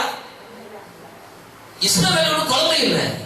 ஒரு குழந்தைய ஒரு இடத்துல இறக்கி வச்சுட்டு ஒரு இடத்துல உட்கார வச்சுட்டு போற மாதிரி இந்த ஆகார் என்ன பண்றா அப்படின்னு சொன்னா, இஸ்மாவேல ஒரு செடியின் கீழே விட்டுட்டு போறான். என்னன்னா அவன் 14 வயதுள்ளவனாய் இருந்தாலும் சொல்ற ஒரு குழந்தையை போல ஒரு அணுகுமுறையை அணுகுகிறவளாய் இந்த ஆகார் காணப்படுகிறார். இஸ்மாவேல ஒரு குழந்தையை போல கையாளுகிறார். 14 வயசு. இந்த குழந்தைய போல விட்டுட்டு போற அளவுக்கு அவன் குழந்தையில அவன் பரியாசம் பண்ணக்கூடிய அளவுக்கு தேர்ந்தவனாய் இருக்கிறான். பரியாசம் பண்ணக்கூடிய அளவுக்கு தேர்ந்தவன ஒரு குழந்தை ஒரு செடியின் கீழே குழந்தைய விட்டுட்டு போற மாதிரி இந்த ஆகார் என்ன பண்றாங்கன்னா, யோசிச்சு பாருங்க, அவன குழந்தையா அவன் மற்றவங்களை பறி நக்கலா சிரிக்கக்கூடிய அளவுக்கு அவன் விவரமான 4ஆம் புஸ்தகத்துல ஒரு இடத்துல எழுதப்பட்டிருக்கு, ஒரு தாய் தன் மகனை துன்மார்க்கமான வழியில் நடத்தினான், துன்மார்க்கமான ஆலோசனையில நடத்தினான். தன் மகனுக்கு துன்மார்க்கமான ஆலோசனை கொடுத்த தாய் என்று 4ஆம் புஸ்தகத்துல எழுதியிருக்கு. பிள்ளைய குழந்தை மாதிரி நடத்த துன்மார்க்கத்தனங்கள் அதிகமாகும். பிள்ளை குழந்தைன்னு சொல்ல என்ன அதிகமாகும்? உண்மைதான், துன்மார்க்கத்தனம் தான் அதிகமாகும். உண்மையா பையன் எனக்கு தெரியாது. ஒரு விஷயம் கேள்விப்பட்டேன். பையன் ஸ்கூல் முடிஞ்சோட நேரம் வந்துடுவான். ஸ்கூல் விட்டு அடுத்த 2 நிமிஷத்துல வீட்டுல இருக்கக்கூடிய வழக்கமா இருக்கக்கூடிய ஸ்கூல் முடிஞ்ச நேரம் பார்த்தா அதுக்கு ஒரு 2 நிமிஷம் தான் கம்மியா இருக்கும். ஏன்னா அந்த அளவுக்கு வீட்டுக்கு என்ன செஞ்சிருவான், வந்துருவான். ஒரு நாள் தெருவில் வரக்கூடியவன் திடீர்னு என்ன செய்யற வரல. அப்பா வாங்க என்னாச்சு, கையில காணா பையன் வந்தா கொஞ்சம் காவல் லேட்டா வந்துட்டான். அப்பா வந்து கோபம், காவல் நேரம் ஆச்சு, எங்க சுத்திட்டு வர என்னாச்சு அப்படின்னு அப்பா சீரன் அவன் மேல எழுப்புறாரு. உடனே தாய் குறிப்பிடுறா, சுமாருங்க பச்சை பையன் அவனுக்கு என்ன தெரியும், என்ன சுமாருங்க பச்சை பையன் அவனுக்கு என்ன தெரியும், அவனை போல இருக்கீங்களே அப்படி தாய் கணவனுக்கு மனைவிக்கு வாக்குவாதம் வந்துருச்சு. சரி, முதல் நாள் முடியுது. 2ஆவது நாள் காவல் நேரம் வரணும், 1/2 மணி நேரம் லேட்டா வரும். அது கோவம் பாக்கு, எங்க போன நீங்க காவல் நேரம், நீங்க 1/2 மணி நேரம் ஆகி போச்சு, எங்க போன சத்தம் போட அப்போ. ஏன்னா அவனுடைய மனிதன் தவறுகிறது, அவனுடைய ஒழுக்கம் தவறுது, அவனுடைய நேரம் தவறுது, அவனுடைய கீழ்ப்படிதல் தவறுது. அதனால கேட்டார், எங்க போன? உடனே தாய் குறிக்கிறார், சும்மா பச்சை பையன் அவனுக்கு என்ன தெரியும், சும்மா போட்டான் கொஞ்சம் உண்மை ஆகலாம் செய்ய, எதுக்காக இப்படி திட்டுறா. 3ஆவது நாள் வந்துச்சு, கையில பச்சை குழந்தையோட வந்தான். 3ஆவது நாள் வந்துச்சான், கையில பச்சை குழந்தையோட வந்தான். இது நடந்ததோ இல்லையோ, புத்தியுள்ள மனிதர் கற்பனை பண்ணி பார்ப்போம். தாய் மகனைய குழந்தையா நடத்த என்ன நடக்கும் பைபிள் சொல்லுது, நான் சொல்ல. உன் பிள்ளைகள் துன்மார்க்கத்தில் பெறுவார்கள். அது உணவிட்டு வேர் பெற்று மேல வருது உனக்கு தெரியாது. ஏன்னா நீயும் அப்படிப்பட்ட சிந்தையோடு இருப்பாயனா, அப்படிப்பட்ட உடனே அப்படிப்பட்ட வார்த்தையை சொல்லி சொல்லி வளர்ப்பாயானால் அது உனக்கு கேடு, உன் சந்ததிக்கு கேடு உண்டாகக்கூடியதாய் மாறிவிடும். 16 வயசுல உள்ளவன் ஈசாக்கு பிறந்தப்ப பரியாசம் பண்ணக்கூடிய அளவுக்கு அவன் கைதெழுந்தவனா இருந்தான். அவனுக்கு அம்மா ஒரு செடியின் கீழே விட்டுட்டு போற அளவுக்கு அவனை குழந்தை யோசிச்சு பார்க்கலாம். இது யார் கொடுத்த இடம்? யார் கொடுத்த இடம்? தாய் கொடுத்த இடம். தாயினுடைய வளர்ப்புல பிள்ளைகளுக்கு அதிக பங்கு இருக்கு. தன் பிள்ளைகளை தன் இஷ்டத்திற்கு விடப்பட்ட பிள்ளை அவன் தாய்க்கு தான் உதவிக்கும் அப்படின்னு வேகம் சொல்லுது நீதிமொழிகள்ல. தன் இஷ்டத்திற்கு விடப்பட்ட பிள்ளையோ தாய்க்கு என்ன ஏற்படுத்துவாங்களா? பிள்ளை மாத்திரம் விசுவாசியும் அப்படிதான், ஊழியக்காரனும் அப்படிதான். நான் ஏன் இஷ்டத்துக்கு அலைஞ்சேன்னா என் ஆண்டவருக்கு நான் வெட்கத்தை தான் ஏற்படுத்துவேன். உண்மைதானே? இஷ்டத்துக்கு நான் பிரச்சனை வச்சுட்டு என் இஷ்டத்துக்கு நான் நடந்தேன்னா யாருக்கு முதல்ல அவ பெயரு? ஆண்டவர் தான் முதல்ல அவ பெயர். அவருக்கு தான் இழிவான ஒரு காரியம். முதல்ல பாதிக்கப்படுறது யாருடைய பேரு? கர்த்தருடைய பேர். அதுதான் சாலமோன் சொல்றாரு, தன் இஷ்டத்திற்கு விடப்பட்ட பிள்ளையோ தன் தாய்க்கு.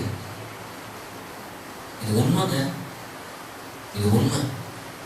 ஆரம்பத்திலேயே தன்னுடைய மகனை சரியா, ஐயோ அவள் இந்த வார்த்தை பழிச்சிடக்கூடாதுன்னு அவள் நினைத்திருந்திருப்பாள். ஆனா அவள் உடனே யாபேஸ் தன் மேல இருக்கிற சாபம் இருக்குது தெரிஞ்ச உடனே சாபத்தை மாற்றக்கூடிய கட்டடத்தில் என்ன செஞ்சாரா? அவர் விண்ணப்பம், ஆண்டவரே என் தாய் என்னை துக்கத்தோடு பெற்றெடுத்ததுனால எனக்கு யார் பேசுறது கையில் வச்சுட்டு, ஆண்டவரே தீங்கு என்னை தொடர்கிறது, ஆண்டவரே இந்த தீங்கு என்னை இனி தொடராது இருக்குமானா என் சாய் ஆபேஸ் என்கிற அந்த சாபத்தின் வேதனை நிமித்தம் வச்ச பெயரோட கலங்கத்தை என்ன செய்துவிடும்? நீக்கிவிடும். என்னை ஆசீர்வதித்து தீங்கு என்னை தொடராதபடி என்னை காத்துள்ளும் என்று யாப்பை ஜெபித்தான். கர்த்தர் யாப்பை ஜெபத்தை என்ன பண்ணாரா? நீங்க உன் ஜெபத்தை கேட்கறதுக்கு ஆயத்தமா இருக்கிறார். என் ஜெபத்தை கேட்கறதுக்கு அவர் ஆயத்தம். அவர் தொடர்ந்து ஒரு மனுஷனை குற்றப்படுத்தவோ மனிதனை குட்டவோ அவனை குற்றவாளி கூட நிறுத்தி அவனை வார்த்தைகள் கல்லறியவோ தேவன் விரும்புகிறவர் அல்ல. அவர் என்னை உபத்திரவப்படுத்தினாலும் என்னை உபயோகப்படுத்துறதுக்கு தான், என்னை உபயோகப்படுத்துறதுக்கு தான். வெளியே போல படுவிட்டாலும் நான் உருவாக்குறதுக்கு தான். எரேமியா 33 சொல்லுது, நான் உன்னை திடப்படுத்தி உன்னை உருவேற்படுத்துவேன். நீ அறியாததும் எட்டாவதுமான பெரிய காரியங்கள் அறிவு. யார் செய்வோம்? யார் நமக்கு இப்படிப்பட்ட காரியங்களை செய்வோம்? யார் நமக்கு செய்ய முடியும்? எந்த ஊழியக்காரனும் எந்த விசுவாசியும் எந்த முதலாளியும் செய்ய முடியும், எந்த தாயும் தகப்பனும் செய்ய முடியாது. கர்த்தர் ஒருவரே இப்படிப்பட்ட காரியங்களை செய்ய வல்லவராயிருக்கிறார். ராமே சொல்லுங்க பாருங்க, ராமே சொல்லுங்க பாருங்க. அதான் எப்படி சொல்லுது, ஒரு செடியின் கீழே விட்டுட்டு போயிட்டா. சூழ்நிலை வந்தவொன்னு பயந்துட்டாங்க அம்மா. ஏன்னா செடியின் கீழே விட்டுட்டு ஓடிட்டாங்க. கர்த்தர் கொடுத்த வாக்குத்தத்தம் இருக்குது. ஆகாரம் ஏற்ற வாக்குத்தத்தம் கொடுத்தாரா இல்லையா? உன் மகன் பெரிய ஜாதி ஆகுமே எல்லாம் பண்ண போன்னு சொன்னார்ல. இதெல்லாம் என்ன பண்ணிட்டாங்க? மறந்துட்டாங்க. எல்லாம் மறந்துட்டாங்க. தேவ சித்தத்துல நம்ம நடக்காததுனால என்ன நடக்கும்னா தேவனுடைய வாக்குத்தத்தம் எல்லாம் மறந்துடுவோம். ஆனா நம்ம தேவனுடைய சித்தத்துல இருப்போமானா வேதம் சொல்றது, நாட்கள் ஆனாலும் வருடங்கள் ஆனாலும் கர்த்தர் நமக்கு கொடுத்த, கர்த்தர் எனக்கு கொடுத்த வாக்குத்தத்தத்தை நிறைவேற்ற நல்லவராக இருக்கிறார் என்பது அநேக பரிசுத்தவான்கள் மாத்திரமல்ல, நாமளும் சொல்ல முடியும். நாமளும் கர்த்தரோடு நடக்கிறவங்க மாத்திரம் தான் சொல்ல முடியும்.